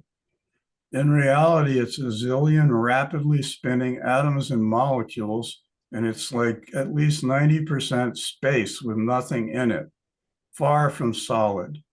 Yet we see it as solid. And we look at our ever-changing lives in a similar way. We think they're solid and consistent, and they are in a continuous process of change and evolution. I have on my computer screen a quote from Neem Baba, Ram Dass's guru: "Everything is impermanent except God's love." Everything, so this is my 10 cents. First, there are cycles within cycles, within cycles, within cycles. Astrology helps us grasp where we are within the cycles because there's patterns to them. The planets don't make or cause our reality. They indicate where in the cycles we are. It works because the planets themselves are undergoing their own evolution within even vaster cycles. This is simply the way life works. From our human perspective, at times, this is damned inconvenient. From the soul's perspective, this is the entire reason I am here. So one of my recent mantras is, I love and appreciate the changes that I am allowed to experience, damn it. Because both of those things are true from the two perspectives that we live in. And we are learning to align ourselves with our souls. And it's not easy, and it's scary, even biologically scary. Anyway, Kristen asked me to pick a song that resonated with my experiences with Jeffrey. I said, I don't really have one. She said, you told me that you really like Bob Dylan, pick a Dylan song. So the one that came to mind is "The Times They Are A-Changin'." This to me was like an anthem for we young Pluto and Leo people in the early 60s. It was, by note, it was written a year or two before the Pluto-Uranus conjunction, a very intense period. I asked Kristen, okay, it's a long song, pick the verses you think. So she picked 3, which I agree with. Come gather around people wherever you roam, and admit that the waters around you have grown, and accept it that soon you'll be drenched to the bone. If your time to you is worth saving, you better start swimming or you'll sink like a stone, for the times they are a-changin'. Come mothers and fathers throughout the land, don't criticize what you can't understand. Your sons and your daughters are beyond your command. Your old road is rapidly aging. Please get out of the new one if you can't lend your hand, for the times they are a-changin'. The line it is drawn, the curse it is cast, the slow one now will later be fast, as the present now will later be past. The order is rapidly fading, and the first one now will later be last, for the times they are a-changin'. And to me, we're in the latest version, this time period right now, of that. And how it plays out is totally different, but the essence of it is very, very similar. And that we are In studying EA and learning about our souls and learning to deal with our wounds, we are pushing the edge towards the healing, personal healing, which leads to the greater healing that needs to occur. And a lot of that, to me, EA, I have found, is sort of like a map of the soul and of the personality. Like, what the hell is going on? And it makes sense out of what seem like random, chaotic things. It shows the patterns that we're going through. And as you learn EA and the purpose of the soul evolution and all that, it actually starts to make sense. And it doesn't make it any easier. In some ways, it makes it harder, but at least it shows us, I mean, I look at it as I'm not out of my mind, I'm not crazy, and I'm doing what I'm intended to do. So this period, the vast acceleration of the changes leads people to respond in basically two different ways. Some people want to open and surrender to it and learn about it. And some people want to resist as if their life is at stake. And that's the way it feels to them. And that's where we are. The changes are simply occurring. What and how we humans do with them determines our collective future. Personally, I feel these scenarios have played out in millions of different ways in millions or billions of planets in galaxies around the universe. Like, this is the unfolding. Astrology can guide us and remind us of these unending cycles, how the sameness and certainty that our biological nervous systems desire for safety cannot happen, not in that way. It's not how life is constructed. So here's a footnote.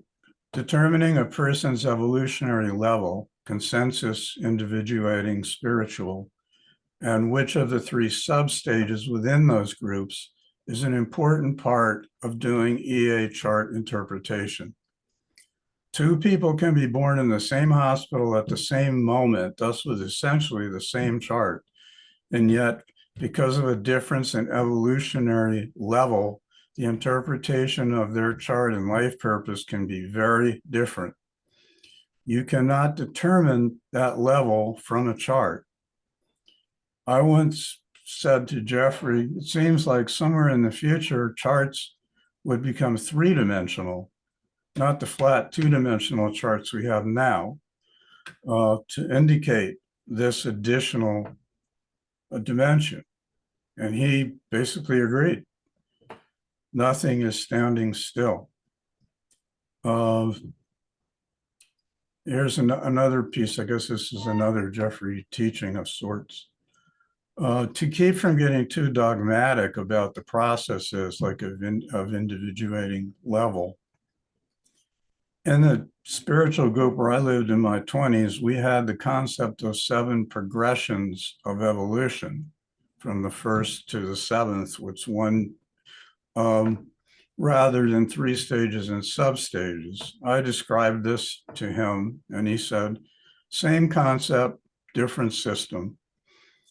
He also often indicated the rightness of systems like Tarot and I Ching he was very into. And he said all systems based on natural law will come to similar conclusions. So it's not just about EA, as EA is one modality, but it's about systems that are aligned with the way things actually work and not mental, intellectual abstractions that we come up with that sound good. So I found that very open and inviting. And that's my talk. Thank you, Steve. I'm going to compile all the teachings in one place too, so you can have that. Songs and teachings are coming your way in a very condensed form. So many pearls today. Stacy.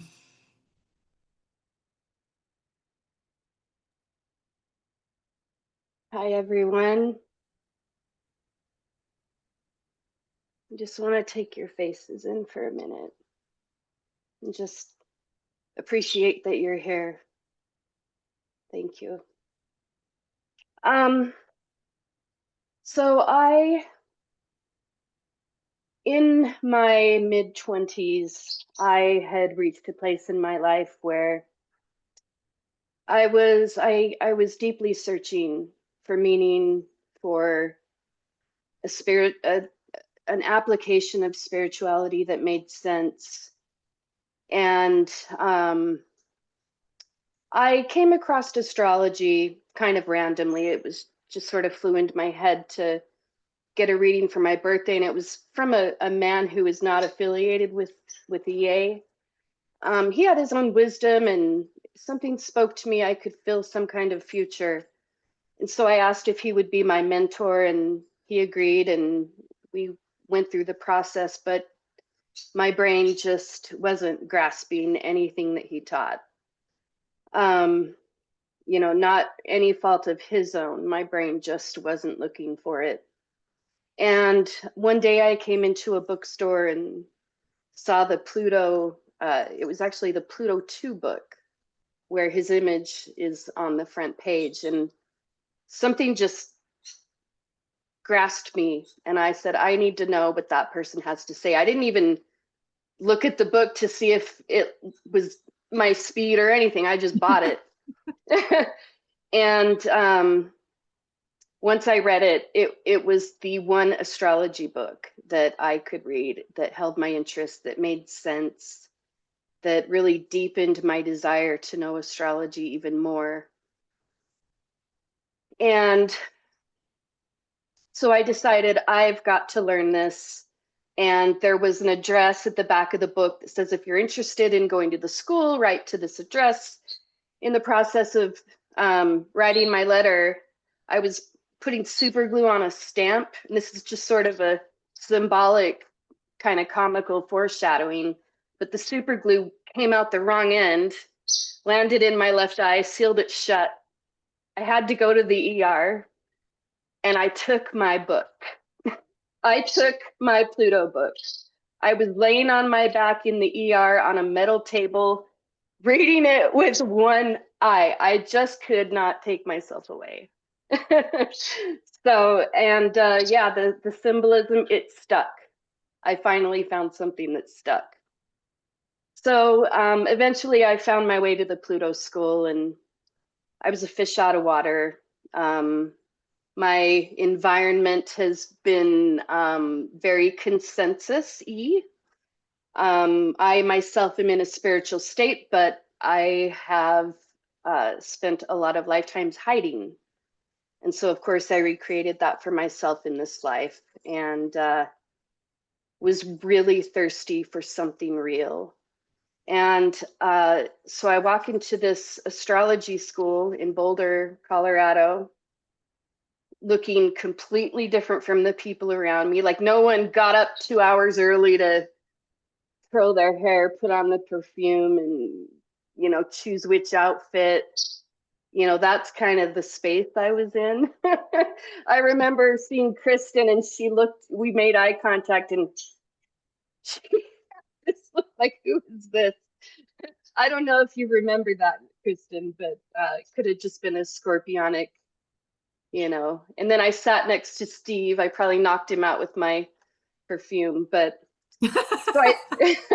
so I sat down, and I finally raised my eyes, and there was Jeffrey Wolf Green sitting in his chair, waiting for me to settle in and connect. And whew, I just came out of my body, and I'm telling you, it's the first time that has ever happened.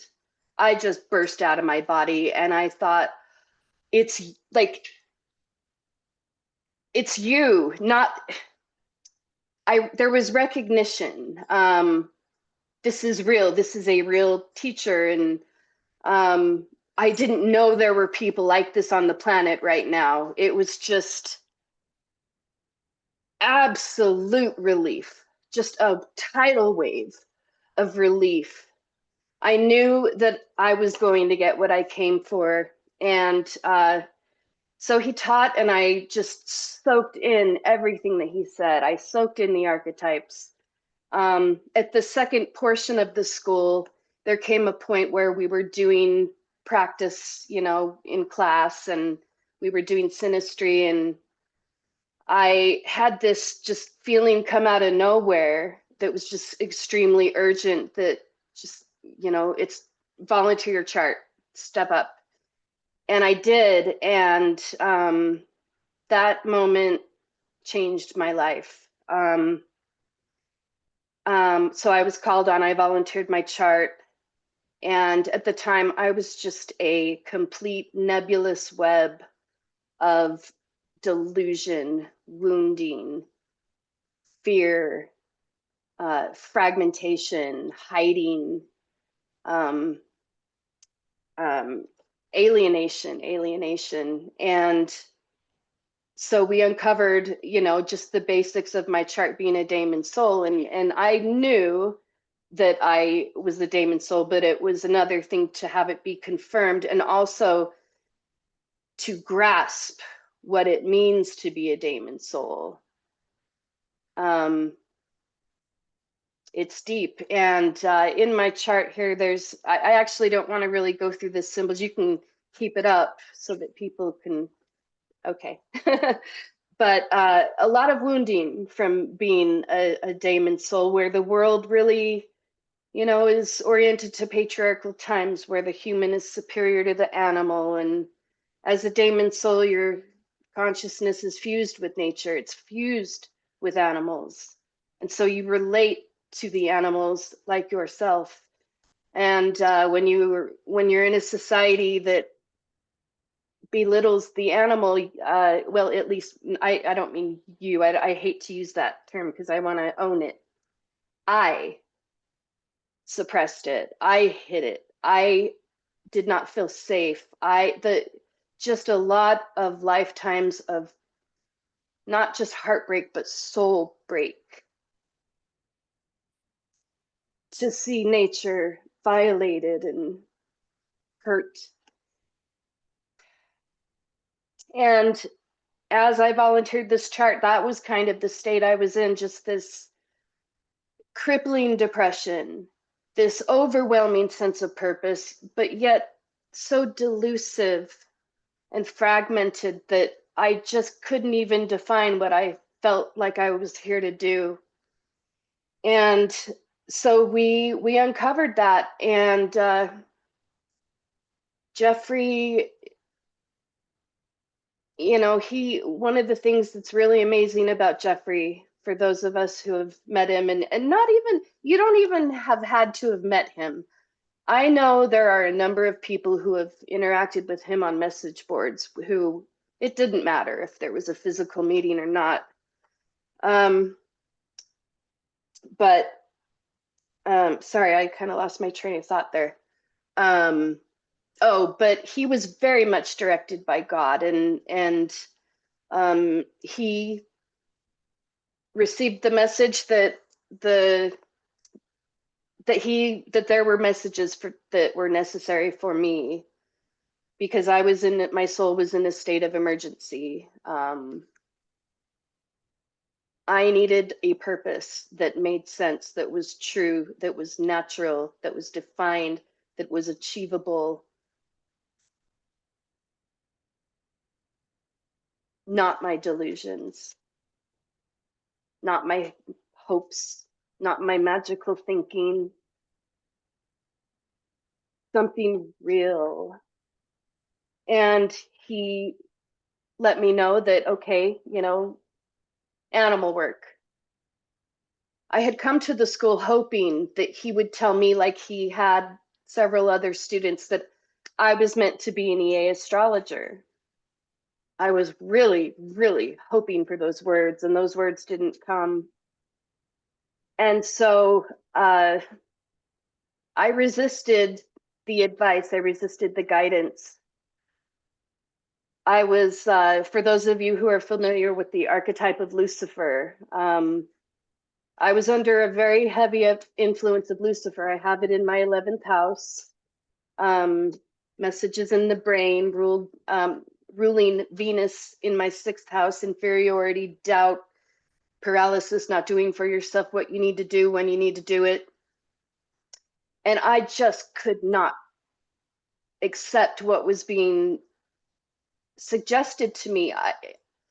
I was so resistant. And the thing that I watched this just the other day in preparation for this, just to refresh myself. And it was excruciating to watch, just to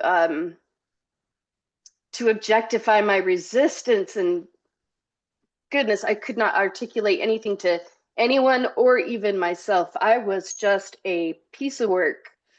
I was a hot mess. I needed some serious help. And I was confronted about my resistance during that time by Jeffrey. And he was very direct with me. And it seemed as though I probably wasn't going to accept the guidance. Pretty much looked like I was just not going to take it. But I did. I did. In spite of not knowing where to begin, animal work wise, not having any clue, I took the small step that was suggested to me. I became a volunteer at an aviary. And as I started volunteering, just doing simple cleaning, in the bird exhibits, I started to tune into the birds. And I started to notice things that I would pass on to the keeper staff. And it just so happened one day an opening came, a staff member left, and there were a lot of applicants, of course. In that line of work, you're dealing with thousands of applications with people holding relevant degrees. I had no degree. And I was chosen. I was chosen to fill the spot. And everything that Wolf had promised that I would find, because it was the lead point, the wounding of the daemon soul, and all of the compensation on top of it, it was like a crust. I didn't even know myself anymore. I lost myself completely. I did not have any sense of inner authority. I could not interpret things. I didn't know my value. And when I was with the birds, I realized, okay, this is me. This is me. I felt my soul starting to crackle again. I realized that I had capacities that people with all the credentials didn't even have. And it was extremely validating and absolutely healing to my soul. I found a sense of authority, and it's just been a long process of growth since then. And in the interim, after the school, I really participated on the message board very actively. I think maybe close to every day. I did not miss a chance to ask Jeffrey a question, just soak it in, take it in. I really did. And he changed my life just to witness the way that he would be with his students. He was so directed by God. Everything, even the most mundane thing, from a question to answer or a question to refuse to answer. And coming to teachings, favorite teachings, I think that supreme giving is possibly my favorite teaching, because that is what Jeffrey did for me. I needed some authority when I found him. I needed some religious authority. I had been raised in the Mormon religion, exposed to a lot of crap. And I needed some guidance. I was very confused, and but he would not let me get too far with it. He definitely encouraged his students to find the inner teacher, to attempt to answer some of their questions by themselves. He exercised a lot of supreme giving, the appearance of not giving, but when it's exactly what that soul needs. And the other thing that I really really valued and needed from him is I needed somebody to be blunt enough to point out my pathologies. I had a number of them, but from a place of not being judgmental, but from the place of knowing that evolution is possible.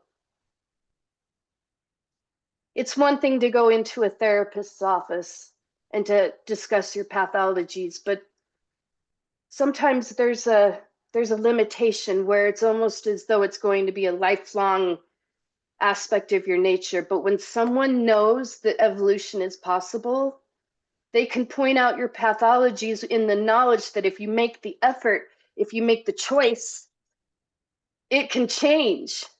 You can reach another level. You can reach a new reality. And that is what happened to me. I'm grateful that I was vulnerable enough to expose all of the things that I wish I could hide in that school, but I'm so glad that I didn't, because I got to the bottom of it. And that doesn't mean that life isn't perfect or that life is perfect. It's ongoing. It's like Steve was saying, layer upon layer, cycle upon cycle. There is new stuff to deal with all the time, but I'm moving forward, even when it looks like for a moment that I'm moving backwards. I just appreciate the skill and the tool of objectivity and the way that Jeffrey taught it and the example that he was. So yeah, it stuck, and I'm quite certain that I will never practice any other methodology, not because EA is better or worse, but it is definitely the methodology for me. And there is no point where you outgrow it if you're applying it, because it keeps going, and evolution is pretty intense. Favorite song. My song is Speed of Sound by Coldplay. This was after I miraculously got the job as an aviculturist at this aviary. And the song describes somebody who's been climbing mountains and just trying to pierce the veil, trying to understand deeper things. And there's all the noise and all the sound and all the things that are blurring the vision and getting in the way of clarity. And the chorus goes, all that noise, all that sound,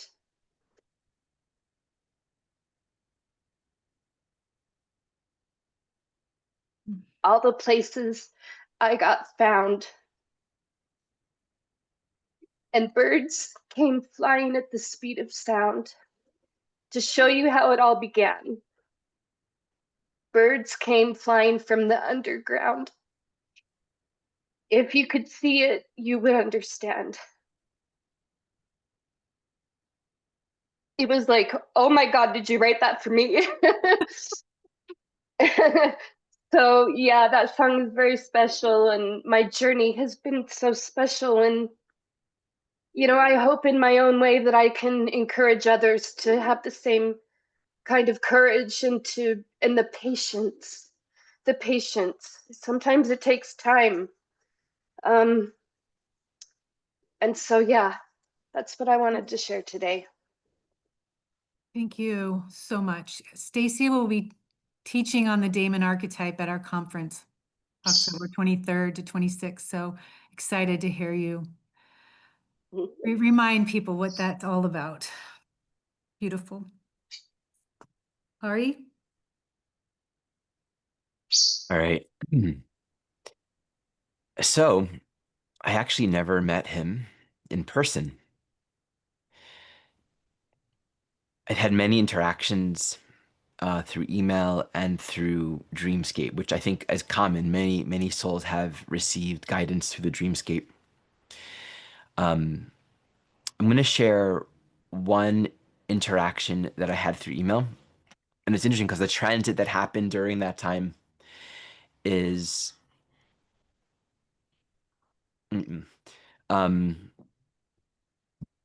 is simultaneous to when I was first exposed to EA, there was, I'll share my chart so I can explain this.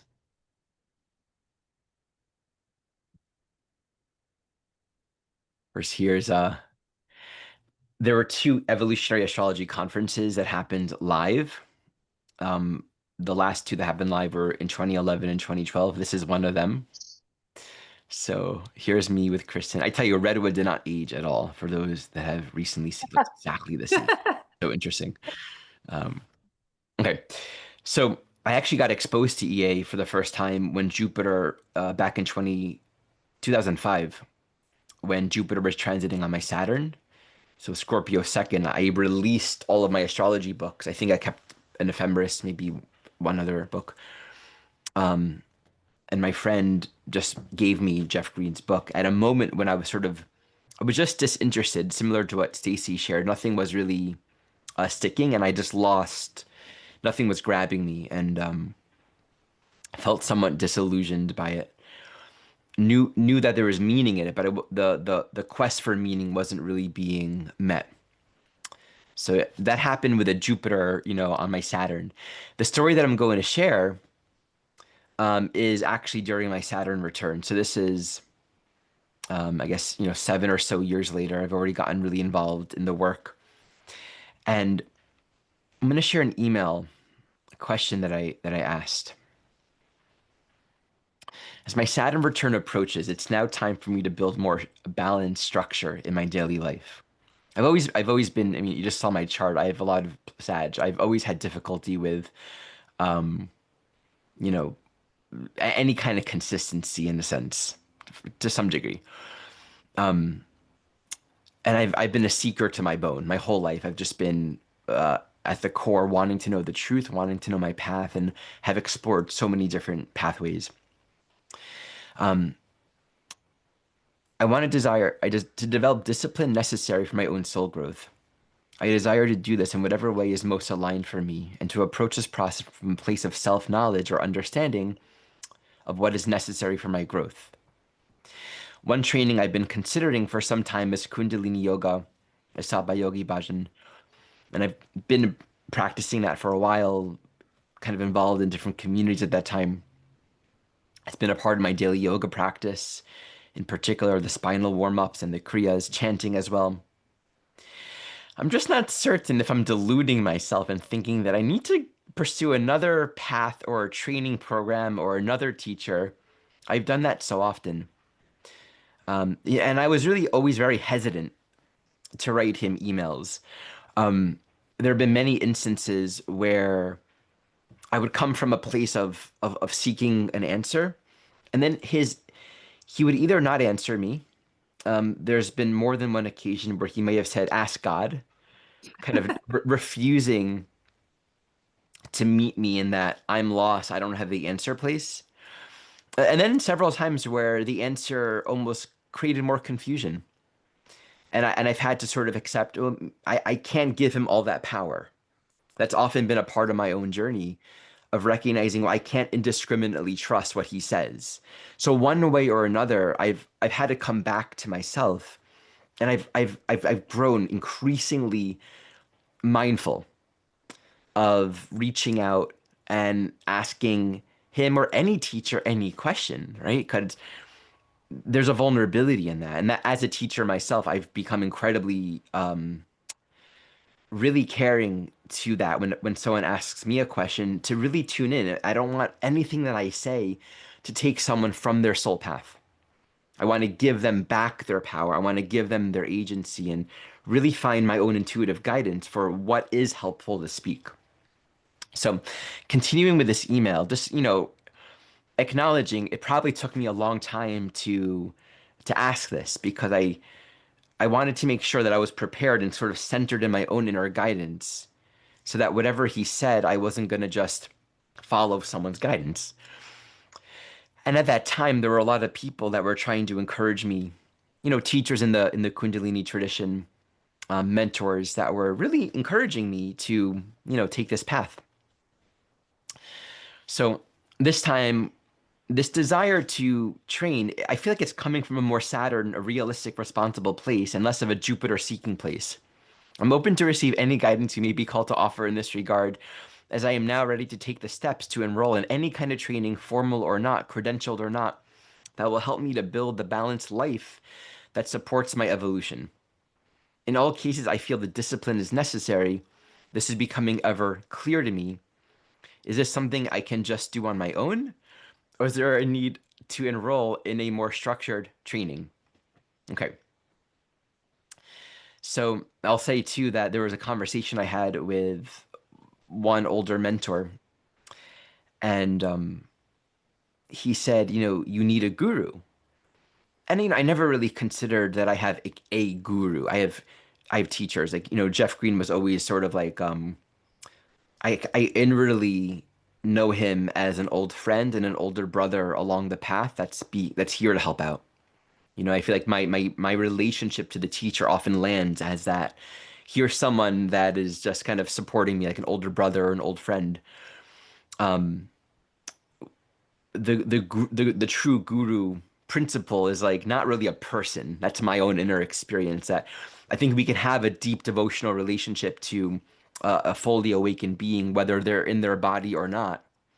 But ultimately, that being is pointing to our connection to God within. And so this one person said, you need a guru. I'm like, yeah, and I agree. You need a guru, but also like, I'm not like, I know the guru's inside. And he was like, who are you to just be like, the guru's inside? I'm not going to take a training program. I'm just going to do it. I'm like, well, no, like I have teachers, and I take them very seriously, but also the guru is inside, And I was like, but yeah, but he's right. And like, who am I to?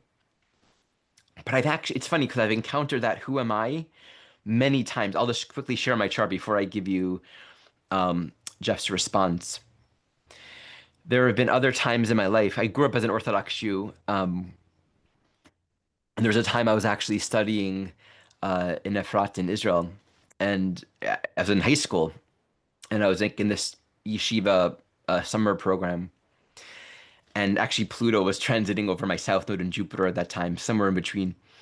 And I began asking, obviously, a big part of my life journey is freedom of the intellectual boxes, right? And how I've been seeking to find my identity, literally living in spiritual ashrams, or traveling, seeking spiritual knowledge. And the context of my life for many, many lifetimes has been metaphorically, literally all over the world looking for answers, but also a lot of intellectual restlessness, right?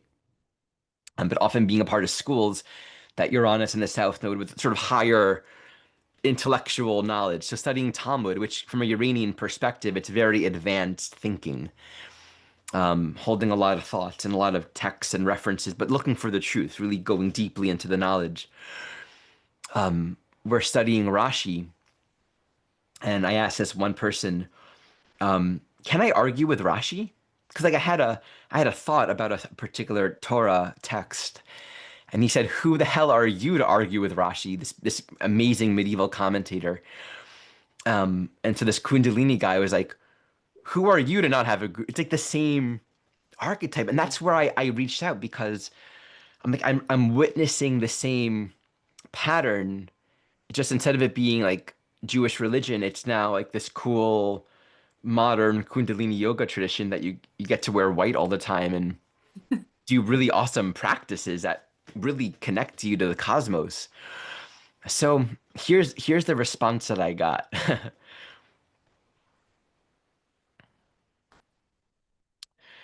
Now, let me just one more.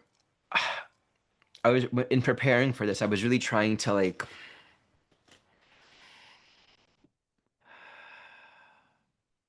come back to what was the state that I was in, because I think a part of me really wanted to hear, yes, do it. This is a commitment to your own growth. The structure doesn't have to be, let go of the dogmas, but focus on the teaching. What he gave me was better than anything I could have received. It wasn't what I was looking for. It kind of pushed me back to myself, but it was really the best answer any teacher could have ever given me. And I've had the blessing of receiving this in other ways from other sources at different times. Here we go. Your next EA step, and what he means by EA is evolutionary step, he kind of interchanged that a lot, is to do this inwardly and alone. Way too many lifetimes thinking that what you have needed is outside of yourself. It's not. It's entirely within. That does not mean that you should not go here or there at times, i.e., a workshop, a gathering, and the like. But you don't need yet another external training regards things of a spiritual nature. You have taken in so many various practices and techniques over many lives now, you don't need more. Nor do you need to be outside of yourself to learn some sort of discipline or balance. That's the old path, the old way. It's all within. And I also have Chiron and Taurus in the 9th. So that there's that wounding or that self-doubt around my own inner knowledge to internalize my own intuitive knowing. And it forms a yod to my 2nd house, Pluto and Venus, and all that Sag in the 4th. He once said to me something to the likes of, your evolutionary purpose is self-reliance via your intuition. So, Wow. you know, things like that have been incredibly helpful. There's just one more experience that's coming to mind that I'll share, where he was really reactive, really harsh. Like I did something, he misinterpreted it. And it really, really affected me. And, I'm like, I'm like, you don't act that way. So but I access in myself where it's like, I really love him and I really care. And he's not seeing that. He's thinking that I was doing something else. And so I approached him as an equal. I wrote him an email and I said, hey, this is how it felt. And I want you to know, because I really care about our relationship, I want you to know where I was really coming from and what happened when you wrote that to me, And it wasn't trying to blame and shame him, but I wasn't going to give my power away to him and just be like, oh, you said this, I'm going to let, it's very easy in any kind of teacher-student dynamic to make ourselves lower. And I think that can create a situation where then we become disillusioned and we kind of close ourselves off when the teacher isn't perfect. So I was real with him. I let him know what the truth was. And he responded with wholehearted acknowledgement and acceptance. And he heard me. And I don't remember the exact, I didn't look for it. But that was a teaching to me and it further affirmed my path, my practice in this life and going within, right? My path is here now. And I took this relationship as one where we're evolving together because every relationship is together, and he would never want me or anyone to give my power away to him. So that was a very meaningful and important healing interaction for me. And I mentioned for him as well. So that's my story. My song, Kristen asked, my song, like a song. Well, there was one occasion where in the context of some interaction, he shared with me a song from a guy named Asha, and it was a version of the Missa Greca, which is like the Greek call to mass or something like that. I'm not too familiar with it, but the song is so beautiful. I've played it sometimes actually with my classes. Maybe we'll play it like closing. It's just a beautiful melody. It's just a chant. So I'll add that to your mixtape, Kristen. Okay, we'll play it at the end if Should we we? can. Okay, we will. Yeah. Yeah. So, Kristen, I know you're going to close it. Should we do some final logistical announcements first, or should we have you close it with your final story and then we close with that? I'm not sure. Okay, you close with your story and then I'll close with Okay. No. Let's do this now so we can close with the energy that you're going to bring us into, okay? So I want to remind everyone of the EA conference, and we also have now up on the website, some people were asking, a link for the upcoming watch party. So let me just quickly share the screen so you all can see that. So here's the upcoming watch party. Seriously, make some popcorn. It's Sunday, October 19th. We're going to do it 11 a.m. Pacific. So I'm so sorry for tends to be the Australians and whatnot don't get the best of it because the majority of humans are elsewhere. but it's available for free. Like this content is available. This is exciting for us just to come together, all together, and just receive these teachings. To be honest, I've never had the bandwidth to watch the whole thing. So this will be an opportunity for me to actually sit through it all. So you can register here online. We'll make sure everyone gets a link. And then once again, we have the upcoming EA conference. Many people who will be teaching are here. We actually originally invited many of the teachers who will be there to offer, but I think because we've gone so long, we might skip out on that. But many of you are here with us today. So this conference will be the weekend of October 23rd, focusing on the legacy teachings of Jeffrey Wolf Green. Very much looking forward to that and always appreciating when we get to come together in this way. So we'll put the links for that below. And Kristen, on to you. Thank you. Ari, as you mentioned that Jeffrey often comes to people through dream to teach them. And as long as I can remember from the very beginning, I heard from clients that he would show up in their dreams to teach them something.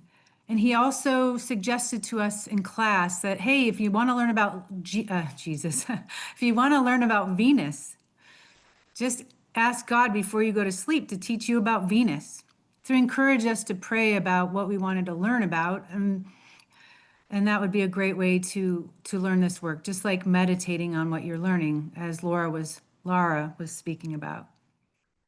And so I kind of felt like, wow, I've never had you show up in my dream teaching me something, but I have Saturn and Pisces squaring the nodes, right? Pisces is dream and Saturn is that door. So my dreams are not particularly open to such things, but I've heard from people since 1999 that he has shown up in their dreams to teach them. So I have a friend who is a very powerful channeler, and she's not connected to astrology at all. He showed up in her consciousness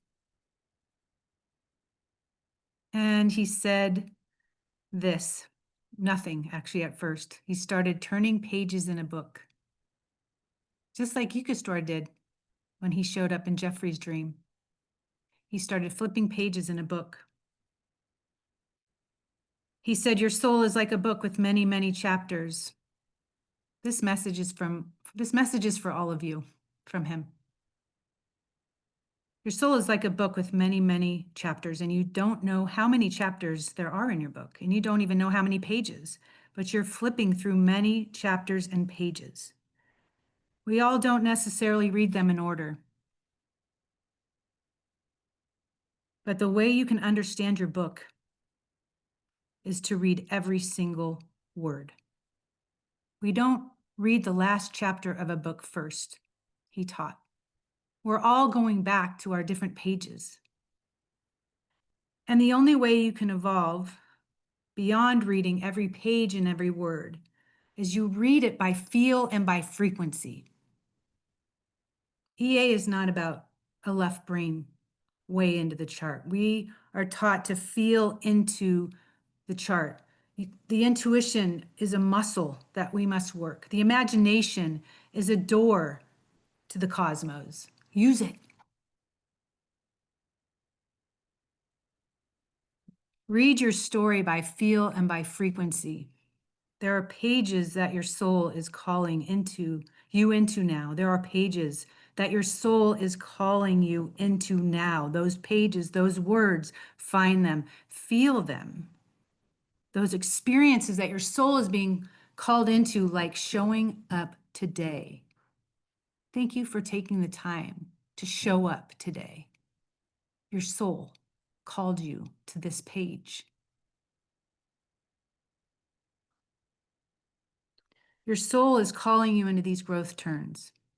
Pluto and Uranus and Saturn and Neptune are all beautifully positioned right now. Oh my gosh, there's so much opportunity to evolve. There's so much opportunity to expand, to grow, to take responsibility for why you're here. Uranus is a frequency changing energy. It clears static on your signal so fast it can make your head spin. We're in the middle of 2 eclipses. Oh my gosh. What static do you need to clear in your head, in your soul, in your heart? What's been getting in the way? What negative emotion's been getting in the way? Clear it. And just like always, I will invite you to ask him to teach you in your dreams this work. Ask God, ask him. I actually asked him way back, back in the day when I was hearing this in my readings. I'm like, yo, I'm hearing from from my clients that you're showing up in their dreams. You've never shown up in my dreams. He's like, well, I'm right here. I don't need to show up in your dreams. I'm like, okay, you got me on that. I said, wow. He said, yeah, it's true. God uses my soul in the night. He uses my soul in ways that I don't even remember sometimes in the morning. My soul remembers though. So ask him. And just don't be surprised if one day he shows up in your dreams too. Desire is the way. Desire. That's your first step. You want to know something and you want to know it bad enough, your soul will help you find that page and those words that will change your life. So you don't have to recycle something or feel that pain again.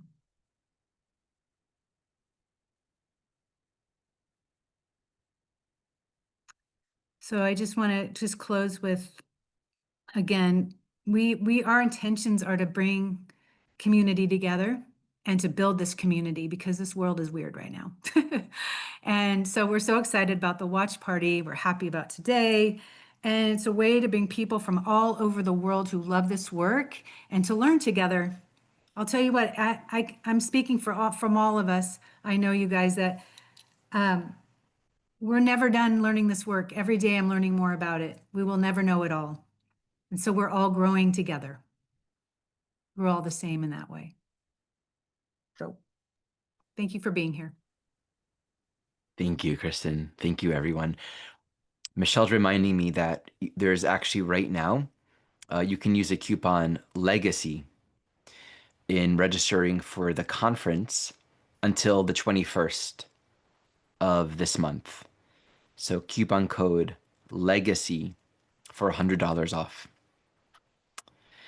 Okay. I'm going to take us out with that song. Okay, so you can hang out if you want, and I'll let the song play its course.